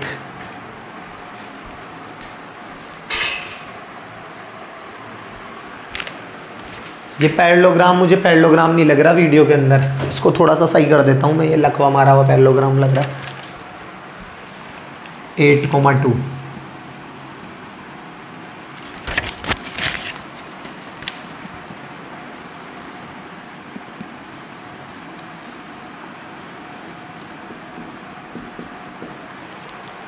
देखते हैं, बाकी तो देखो ऐसे तो कोई मेजर तो किया नहीं है। तो पैरेललोग्राम जो होता है उसकी अपोजिट साइड एक दूसरे के क्या होती है, पैरेलल होती है और इक्वल भी होती है।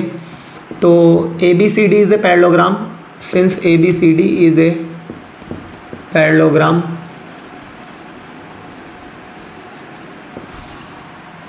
सो A B is equal to क्या हो जाएगा डी सी। तो दोनों तरफ पहले ही स्क्वायर कर दो ताकि रूट वाला कंसेप्ट लगाना ही ना पड़े। दोनों तरफ स्क्वायर कर लिया, इसलिए रूट अगर दोनों तरफ लगाओगे और उसका स्क्वायर है तो पहले ही रूट हट गया। तो देखो क्या हो जाएगा 8 - 6 का स्क्वायर प्लस 2 - 1 का स्क्वायर इक्वल टू P - 9 का स्क्वायर, है ना, DC। कोई दिक्कत नहीं है, वो भी एक ही बात है, CD कह दो। लो यहीं चेंज कर देते हैं, बार बार क्या चेंज करना। ठीक है, P - 9 का स्क्वायर और 3 - 4 का स्क्वायर करो। देखो इसको सॉल्व, देखो 8 - 6 होता है 2 का स्क्वायर प्लस 1 का square is equal to P square minus का 18P प्लस का 81 प्लस -1 का स्क्वायर होता है 1। देखो ये जो 2 का स्क्वायर कितना होता है 4 plus 1 equal to P square minus 18P plus का 81 प्लस 1। ये 1 पहले यहीं काट दो, तो P स्क्वायर माइनस का 18P प्लस का 81 -4 equal to 0, p square minus का 18p प्लस 81 में से 4 गया तो कितना बचा, देखो 77 बचा इक्वल टू 0। देखो साफ ही दिख रहा है 7 और 11 आएंगे इसके फैक्टर, तो पी स्क्वायर माइनस का 11p माइनस का 7p प्लस का 77 बराबर 0। p common, p minus 11 minus का 7 कॉमन, p माइनस 11 बराबर 0। p माइनस 11 और p माइनस 7 इजुगल टू 0। तो फिर वही कि इफ़ p माइनस 11 बराबर 0 तो p बराबर क्या आ गया 11, और if p minus 7 equal to 0 तो p इजुगल टू क्या आ गया 7 और 11 आ गए। तो p की वैसे भी 2 वैल्यू आएगी, कोई इशू नहीं है। कोई बच्चा अगर इन दोनों साइड्स को इक्वल रख के करता है तो भी कोई दिक्कत नहीं है, तो भी सही है, आराम से कोई दिक्कत नहीं है। ठीक है, आगे देखो, इंक तो दिख रही है ना। चलो उस बिंदु के निर्देशांक याद करो जो द्वितीय को मिलाने वाले इसमें। ठीक है, देखो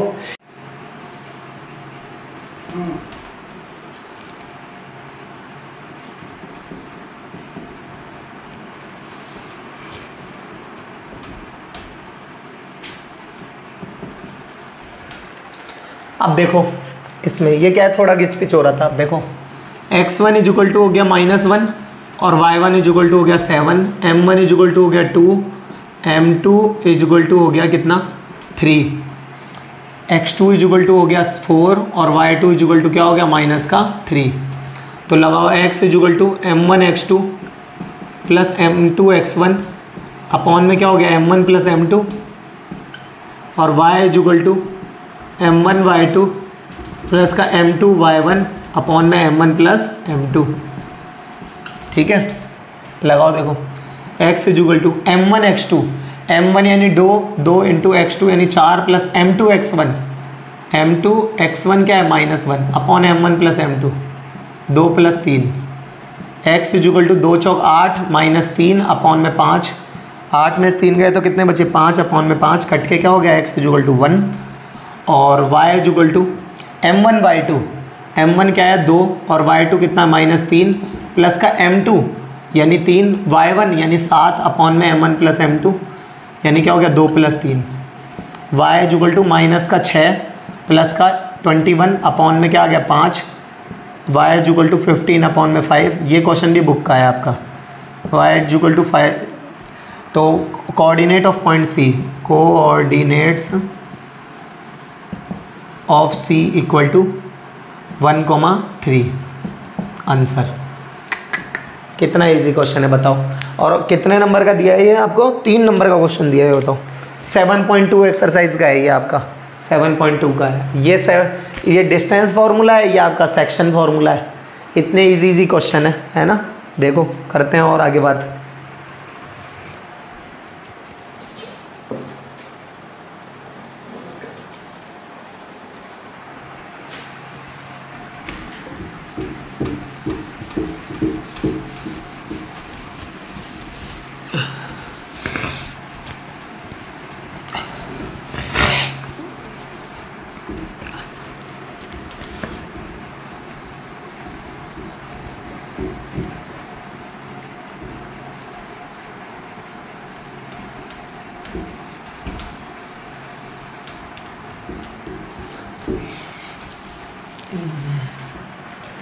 ऑलमोस्ट 1.25 घंटे का हमारा वीडियो हो चला है, जो कि 25 GB से ज़्यादा का हो चुका है। आधिकारिक अभी सूचना मिली है हमें। देखो करते हैं, आगे बढ़ते हैं। ये बोल रहा है prove that parallelogram circumscribe a circle is a rhombus, और इसके आगे क्या कह रहा है, prove that opposite side of a quadrilateral circumscribing a circle subtend supplementary angle at the centre of the circle. देखो क्या कह रहा है, prove that parallelogram circumscribe a circle, parallelogram circumscribing a circle. एक सिंपल क्वाड्रिलेटरल भी बना सकते हैं हम।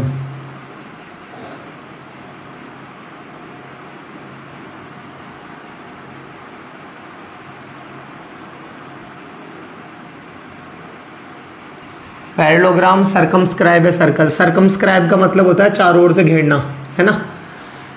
तो parallelogram circumscribe a circle is a rhombus, rhombus है ना। तो अब एक चीज़ गौर करो, देखो तो ये इसके एक्सटर्नल पॉइंट्स हैं, मतलब जिसे क्या कहते हैं हम, कांटेक्ट पॉइंट कहते हैं, कांटेक्ट पॉइंट। तो इसका नाम PQRS रख दो, PQR और ये S। ये भी बोर्ड में आया हुआ है, पहले आया हुआ है एक बार। तो parallelogram circumscribe a circle is a rhombus. और अगर ये पैरेललोग्राम है तो हमें कुछ बातें पता होना चाहिए, क्या कि पैरेललोग्राम की अपोजिट साइड एक दूसरे के इक्वल होती है। और रोम्बस प्रूव करने के लिए हमें सफिशिएंट कंडीशन भी हमारे पास होनी चाहिए कि हमें लेके क्या आना है। तो हमें लेके आना है ऑल साइड्स आर इक्वल। क्या लेके आना है हमें? All sides are equal. अब देखो क्या है इसके अंदर। तो ये आपको क्वेश्चन कह रहा है कि अगर parallelogram circumscribe a circle is a rhombus, parallelogram अगर सर्कमस्क्राइब करता है यानी चारों ओर से घेरता है एक सर्कल को, तो प्रूव करो वो पैरेललोग्राम एक रोम्बस होता है ना। तो अब इसके लिए क्या करना पड़ेगा, देखो तो ABCD जो है वो एक्सटर्नल पॉइंट है ना, थोड़ा सा शॉर्ट में भी बताना पड़ेगा। देखो ABCD एक्सटर्नल पॉइंट है, एक्सटर्नल पॉइंट से सर्कल के ऊपर ड्रॉ की गई टेंजेंट जो होती है वो लेंथ में इक्वल होती है। और ये बात हमें थ्योरम नंबर 10.2 प्रूव करके देती है ना। तो इसलिए AP इक्वल टू AS हो जाएगा। AP इक्वल टू क्या हो जाएगा? AS। ये कोई और आ गया, रॉन्ग नंबर लग गया। AP इक्वल टू क्या हो गया? AS। ठीक है। BP इक्वल टू हो जाएगा BQ। BP इक्वल टू क्या हो जाएगा? BQ। CQ इक्वल टू हो जाएगा CR। CR इक्वल टू क्या हो गया? CQ, है ना। और DR इक्वल टू हो जाएगा DS। DR इक्वल टू क्या हो जाएगा? DS। ठीक है। इक्वेशन नंबर 1, 2, 3 और ये 4 ऐड कर दो। Adding equation 1, 2, 3, 4, adding equation 1 + 1, 2, 3, 4। तो देखो जरा गौर करो, AP + BP + CR + DR equal to AS + DS + BQ + CQ, है ना। AP और BP, देखो AP और BP को सम करा तो AB हो गया, प्लस CR और DR को जोड़ा तो CD हो गया, इक्वल टू AS और DS को जोड़ा तो AD हो गया, और प्लस BQ और CQ को जोड़ा तो BC हो गया। अब देखो since ABCD is a parallelogram, since ABCD is a parallelogram. देखो पैरेललोग्राम जो होता है वो एक प्रकार का रेक्टेंगल ही होता है, क्योंकि उसकी भी अपोजिट साइड इक्वल होती है। तो सो AB इक्वल टू क्या हो जाएगा? CD। यहाँ रख दो AB इक्वल टू CD और AD equal to BC and AD equal to क्या हो जाएगा? BC। तो देखो ये AB इक्वल टू CD है, तो इस AB की जगह CD की, मतलब CD की जगह भी AB लिख दो, इक्वल टू AD की जगह AD रहने दो और BC की जगह भी AD लिख दो। तो twice of AB equal to twice of AD, ये हो गया। AB इक्वल टू क्या हो जाएगा? AD। अगर ये तो अब कब है? जब आपने CD की जगह AB को रखा। अगर आप AB की जगह CD को रखते तो twice of CD equal to twice of BD हो जाता। तो इसलिए उससे CD इक्वल टू क्या हो जाएगा? BC। तो इसका मतलब क्या हो गया? जबकि AB तो किसके इक्वल बताया है आपने? AB तो किसके इक्वल है? यहाँ से CD के, और AB यहाँ से इक्वल है AD के। So AB equal to BC equal to CD equal to क्या हो जाएगा? DA के। तो इसका मतलब क्या है? ABCD इज ए रोम्बस, है ना। चलो नेक्स्ट देखो, 19th नंबर का क्वेश्चन है। अब 19th नंबर के क्वेश्चन में क्या है? ये एक बात कह रहा है, बोल रहा है कि सिद्ध करो कि अगर किसी सर्कल के prove that opposite side of a quadrilateral circumscribe a circle. अभी भी सर्कमस्क्राइब ए सर्कल ही कर रहा है। Opposite side of a quadrilateral circumscribe a circle subtend supplementary angle at the centre of the circle. तो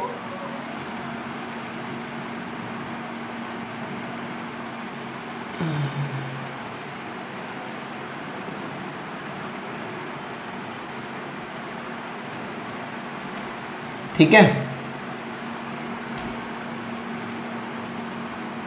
चलो इसको थोड़ा सा सही कर दिया है।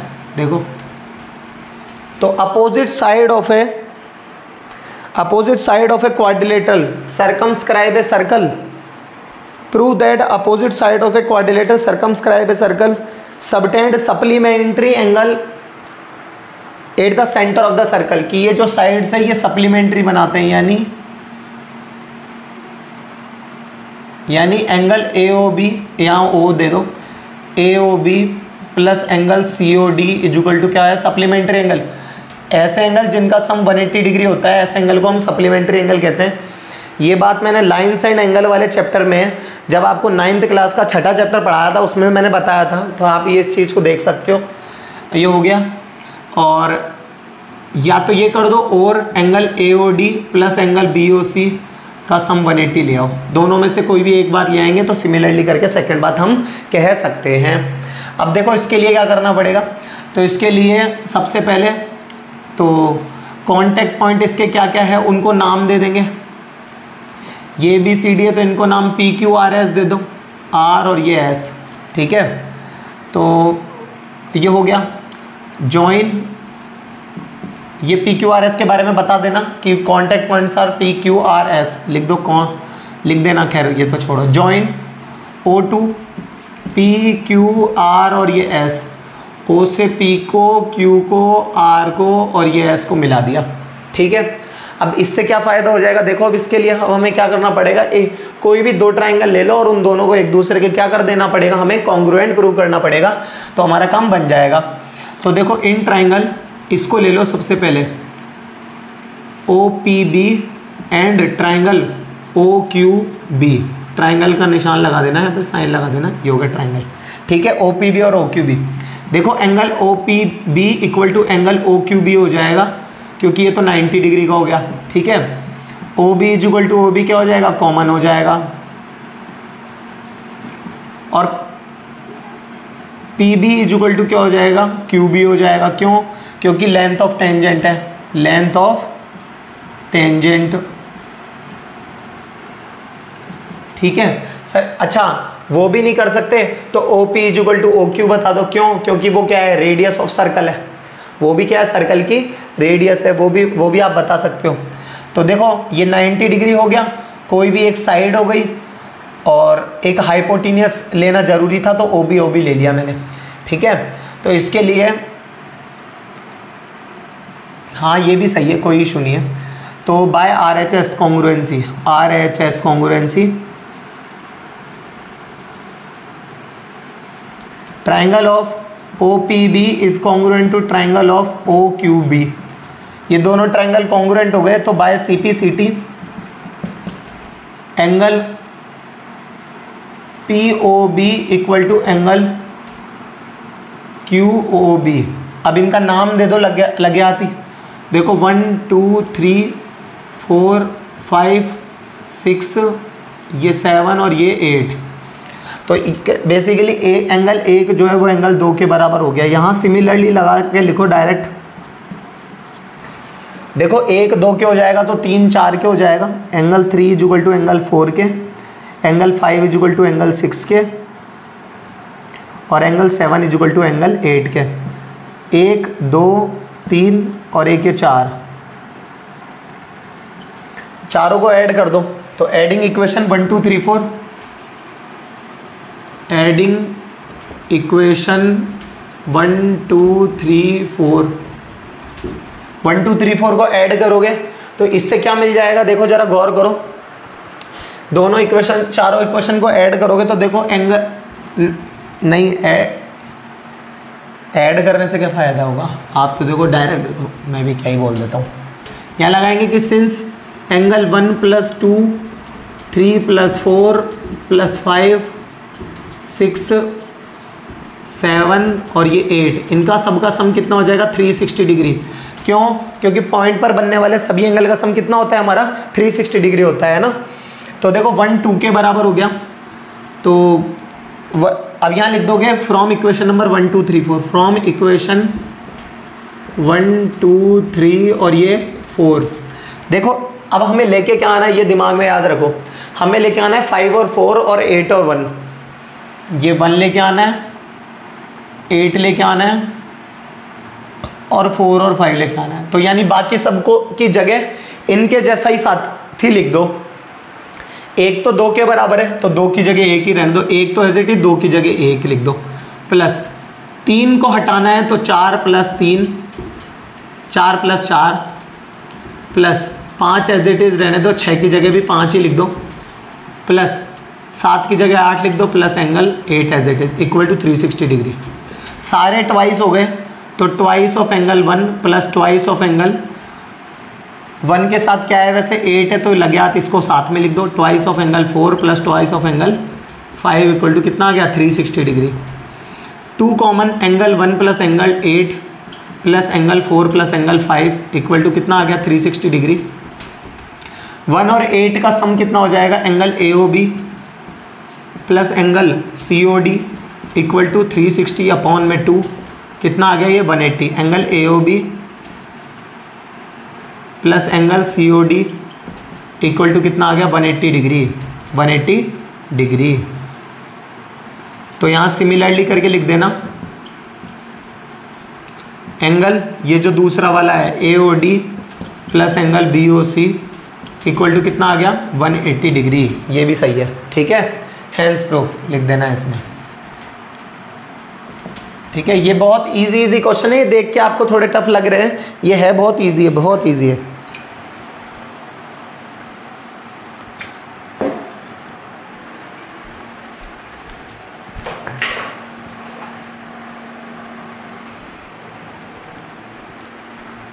चलो आगे और बात करते हैं। देखो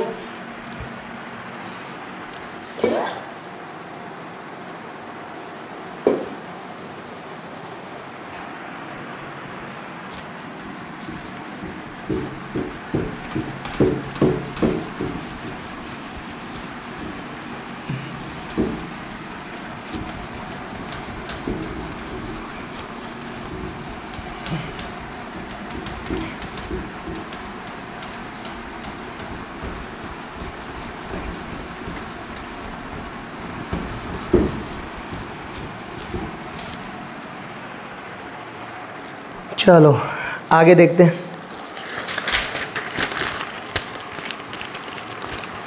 मीडियन फाइंड करना है। देखो मीडियन कैसे फाइंड करते हैं, 19 नंबर का है, हर प्रकार के बच्चे को रटाया जाता है अच्छे से 10 से 20 से 30 से 40 से,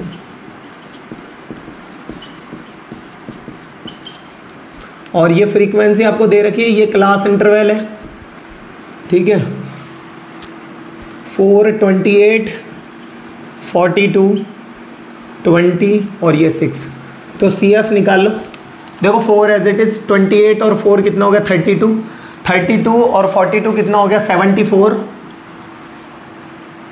74 और 20 94, और 94 और 6 कितना हो गया 100। समेशन ऑफ FI निकाल दो, 100 ही आना चाहिए वैसे तो, फिर भी एक बार कर लो। देखो 6 और 2 8 और 8 16 और 4 20 का 0 कैरी में 2, 2 और 2 4 और 4 8 और 2 10, ठीक है। n/2 निकालो, 100/2 कितना आ गया ये 50, 50 से ठीक ज़्यादा वाली कम्युलेटिव फ्रीक्वेंसी कितनी हो गई ये 74। तो मीडियन डायरेक्ट फॉर्मूला लगा रहा हूँ मैं, देखो जरा गौर करो क्योंकि ये बहुत बता चुके हैं आपको। देखो इधर मीडियन इज इक्वल टू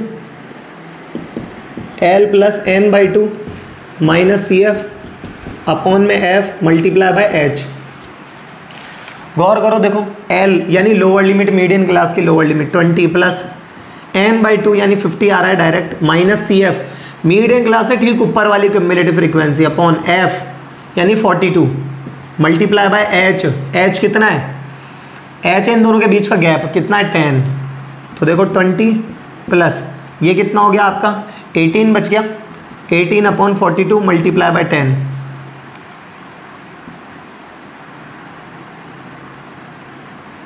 6 3 जा 18, 6 7 जा 42, 20 प्लस 30/7 इक्वल टू 20 प्लस 3 4 जा 28, 2 बचा, पॉइंट लगा के 0 बढ़ाया तो 20 हो गया, 7 2 जा 14, 6 बचा 0 60, 7 8 जा 56, तो कितना हो गया 24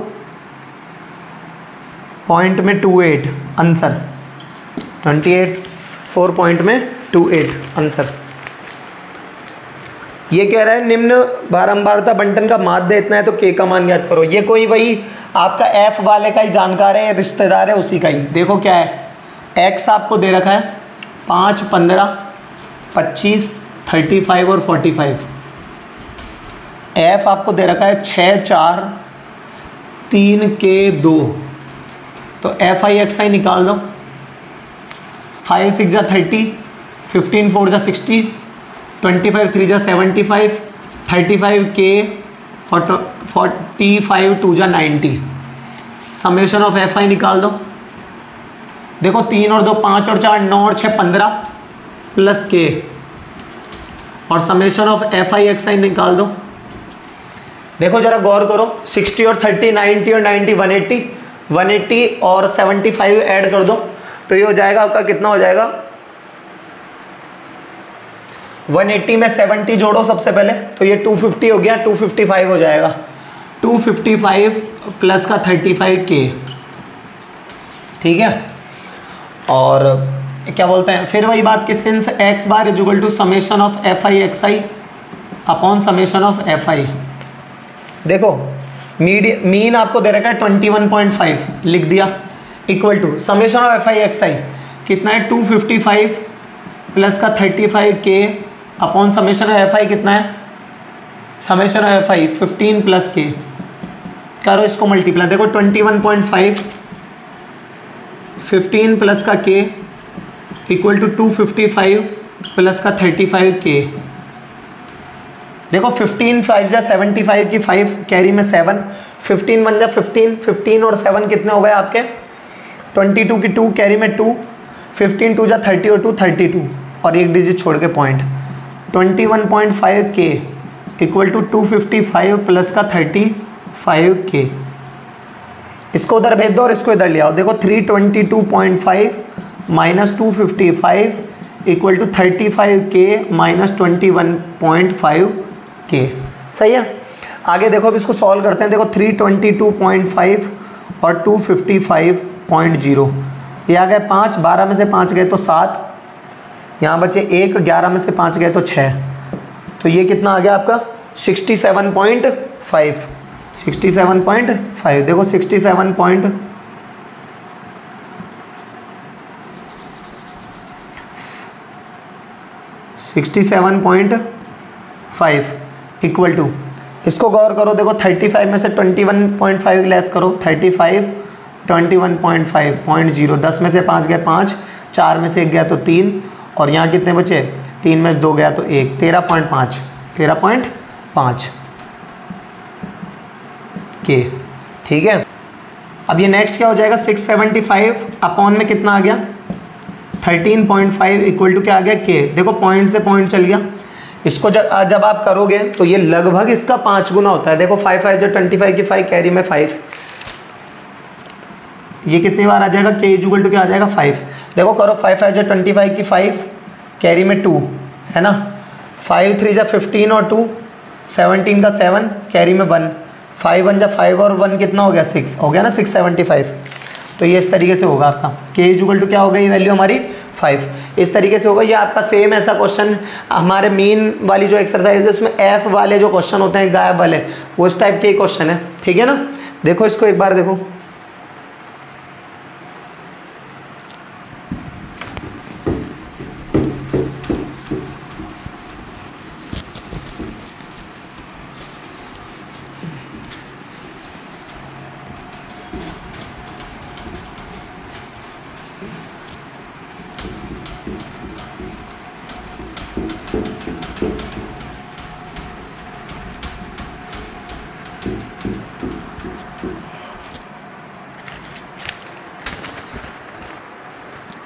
चलो आगे देखो। अब ये क्या और एक क्वेश्चन है, देखो क्या है, बोल रहा है the altitude of A right angle is 7 centimetre less than it's base, base से 7 कम है। Altitude of A right triangle is 7 centimetre less than it's base, तो x हो गया, बेस हो गया x और ये एल्टीट्यूड है, ये राइट एंगल की पहचान हो गई, तो ये x माइनस 7 सेंटीमीटर हो गया। If the hypotenuse is 13 centimetre find the other 2 sides. ये पता करना है। तो इसमें क्या लगा देंगे, पाइथागोरस थ्योरम लगाओ। इन ट्राइंगल ए बी सी 13 का स्क्वायर इक्वल टू एक्स का स्क्वायर प्लस एक्स माइनस 7 का whole square, 169 equal to x square plus का एक्स स्क्वायर माइनस का 14x प्लस का 49, 169 माइनस का 49 equal to 2x square plus minus का 14x। ये कितना हो गया, देखो 9 में से 9 गया 0, 6 में से 4 120 और अपॉन में 2 ले जाके इधर से कॉमन ले लो। ये कितना हो जाएगा 60, एक्स स्क्वायर माइनस का 6x वो माइनस का 7x माइनस का 60 इक्वल टू क्या हो गया 0। 12 और 5 इसके फैक्टर होंगे, एक्स स्क्वायर माइनस का 12x प्लस का 5x माइनस का 60 equal to 0। x common x minus 12 plus का 5 कॉमन x माइनस 12 बराबर 0। x माइनस 12 और x प्लस 5। फिर वही इफ़ x माइनस 12 बराबर 0 तो x इक्वल टू क्या हो गया 12 और इफ़ x प्लस 5 बराबर 0 तो x बराबर क्या आ गया माइनस का 5। अब देखो ये x तो क्या मानी थी हमने, बेस साइड मानी है, तो ये तो क्या हो जाएगी नेगलेक्ट हो जाएगी, ये तो नेग्लिजिबल, और x इक्वल टू 12 आ जाएगा। बताओ इसको, base A B equal to क्या हो गया 7 और एल्टीट्यूड क्या हो गई इक्वल टू नहीं 12 और 12 माइनस 7 कितना आ गया 5। ठीक है, अच्छा फाइंड 2 कॉन्सिक्यूटिव पॉजिटिव इंटीजर। देखो कॉन्सिक्यूटिव का मतलब होता है एक के बाद एक, क्रमागत। ठीक है, तो इंटीजर क्या हो गया x और x प्लस 1 जिनके वर्गों का योग sum of whose squares 365, sum of whose squares जिनके स्क्वायर्स का सम इज 365। सॉल्व करो, एक्स स्क्वायर प्लस का 2x प्लस का 1 माइनस का 365 बराबर 0। 2x स्क्वायर प्लस का 2x माइनस का 364 इक्वल टू 0। इसमें से 2 कॉमन ले लो तो हो जाएगा एक्स स्क्वायर प्लस का x माइनस का 182 है ना, 2 1 जा 2, 2 8 जा 6, 2 कॉमन लेके 0 के अपॉन में भेज दिया। 182 के फैक्टर करोगे तो आएंगे 14 और 13 है ना, तो प्लस का 14x माइनस का 13x equal minus 182 equal to 0। x common x plus 14 minus का 13 common x plus 14, x plus 14 और x minus 13 equal to 0। If x plus 14 equal to 0, x equal to क्या हो गया माइनस 14 और if x minus 13 equal to 0 तो x equal to क्या हो गया 13। देखो ये है ना जो नेग्लिजिबल होगा, क्यों होगा, क्योंकि हमें ये कह रहा है पॉजिटिव इंटीजर, कॉन्सिक्यूटिव तो है लेकिन पॉजिटिव, ये तो नेगेटिव है तो ये तो नेगलेक्ट हो जाएगा। तो सो जो इंटीजर वो क्या होंगे, integers equal to 13 plus 1, x और x प्लस 1 माना था ना तो 13 और 14 हो गए आंसर। देखो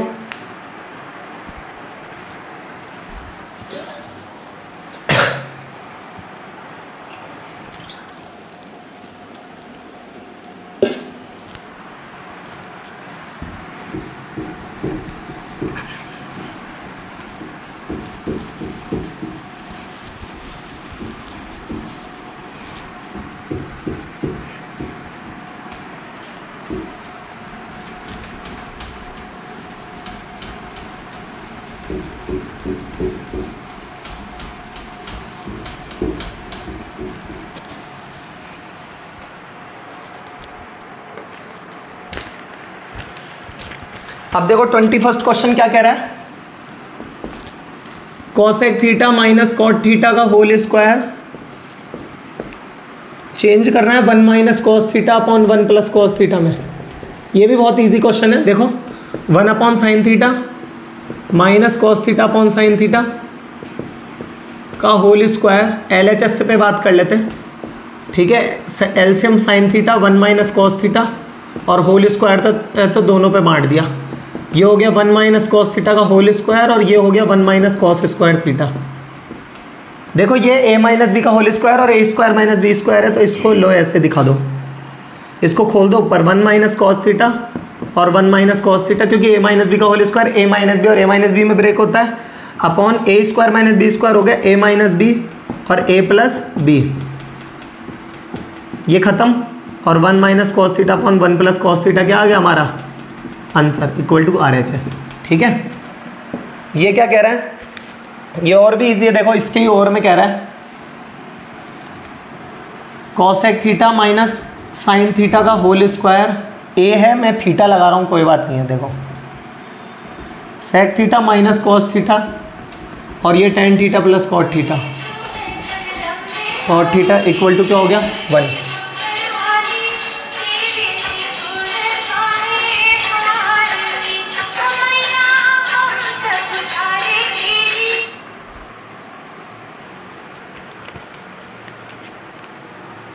देखो अब इसमें क्या है, तो 1 upon sine theta minus sine theta as it is, 1 upon cos theta minus cos theta as it is, और इसको भी ब्रेक कर दो, sine upon cos plus cos upon sine, और अब हमें लेके क्या आना है 1 लेके आना है LHS। ठीक है, देखो एलसीएम लो 1 minus sine square theta upon क्या हो जाएगा साइन थीटा,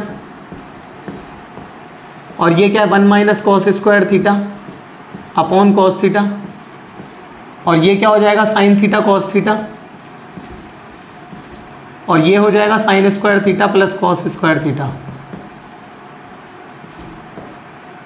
क्योंकि देखो कॉस का इस पूरे में डिवाइड दोगे तो sine word, sine into sine sine square, plus sine का इस पूरे में डिवाइड दोगे cos into cos cos square. 1 minus sine square होता है cos square upon sine theta multiply by sine square theta upon cos theta, into sine square पे cos square 1 upon sine theta cos theta.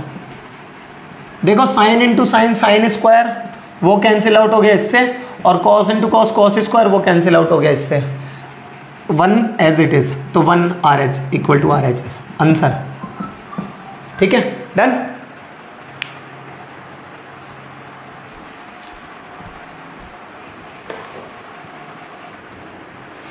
अब देखो next question कह रहा है 22nd question है, निम्न बंटन का 17.5 कल्पित माध्य मानकर माध्य ज्ञात कीजिए। Find the mean of the following distribution by considering assumed mean as 17.5। देखो क्लास दे रखी है आपको, इसकी क्या दे रखी है क्लास, 0 से 5, 22nd नंबर का क्वेश्चन है, 0 से 5, 5 से 10, 10 से 15,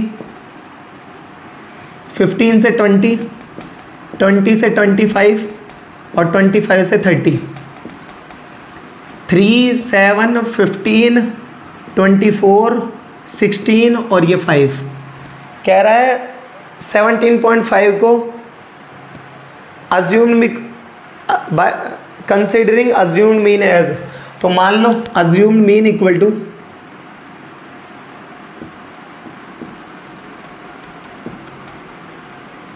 equal to 17.5। Find the mean. अच्छा तो देखो ये क्लास इंटरवल हो गया, ये आपकी फ्रीक्वेंसी हो गई। अब इसके बाद क्या निकलता है XI, तो वो क्या होता है 0 और 5 को जोड़ोगे 5, 5 का आधा 2.5, 10 और 5 15 का आधा 7.5, और ये कितना होता है आपका 25 का आधा 12.5, 35 का आधा 17.5, 45 का आधा 22.5 और ये 27.5। ठीक है, अब देखो डी आई इक्वल टू होता है हमारा XI माइनस ए क्या है यहाँ पर अज्यूम्ड मीन, ए को माना है हमने 17.5, तो देखो 2.5 में से 17.5 गए तो बचे 15 माइनस के, 7.5 में से 17.5 गए तो माइनस का 10, 12.5 में से गए तो माइनस के 5, 0, इसमें से ये गए तो बचे 5 और ये बचे 10। FI/DI निकाल लो।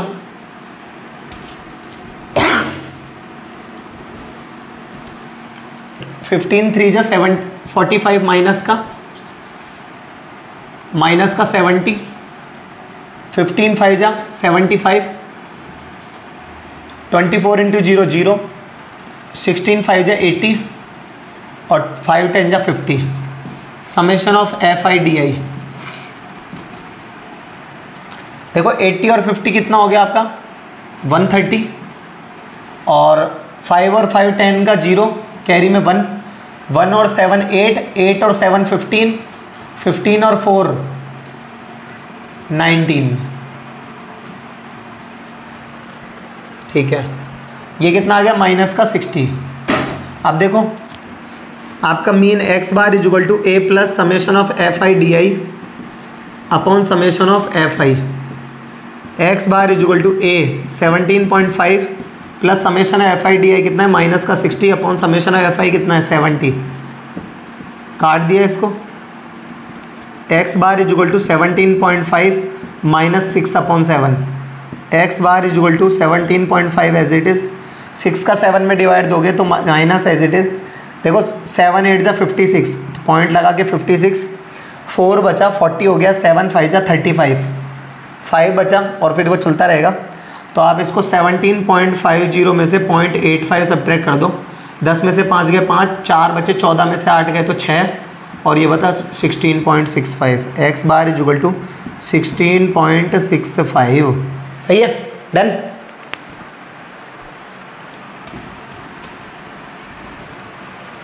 अब देखो इसको जरा,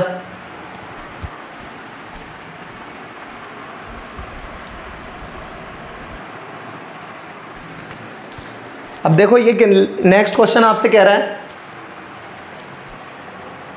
मोड पता करना है हमें। क्लास दे रखी है हमें 1 से 3, 3 से 5, 5 से 7, 7 से 9, 9 से 11, और फ्रीक्वेंसी हमें दे रखी है 78221। देखो डेटा भी कितना छोटा दिया है, डेटा एकदम बेटा जैसा छोटा सा डेटा एकदम। देखो अब इसके लिए क्या करना है, जो हाईएस्ट फ्रीक्वेंसी हमारी F1 होती है, 1 से पहले 0 तो F0, 1 के बाद 2 तो F2, ये L है।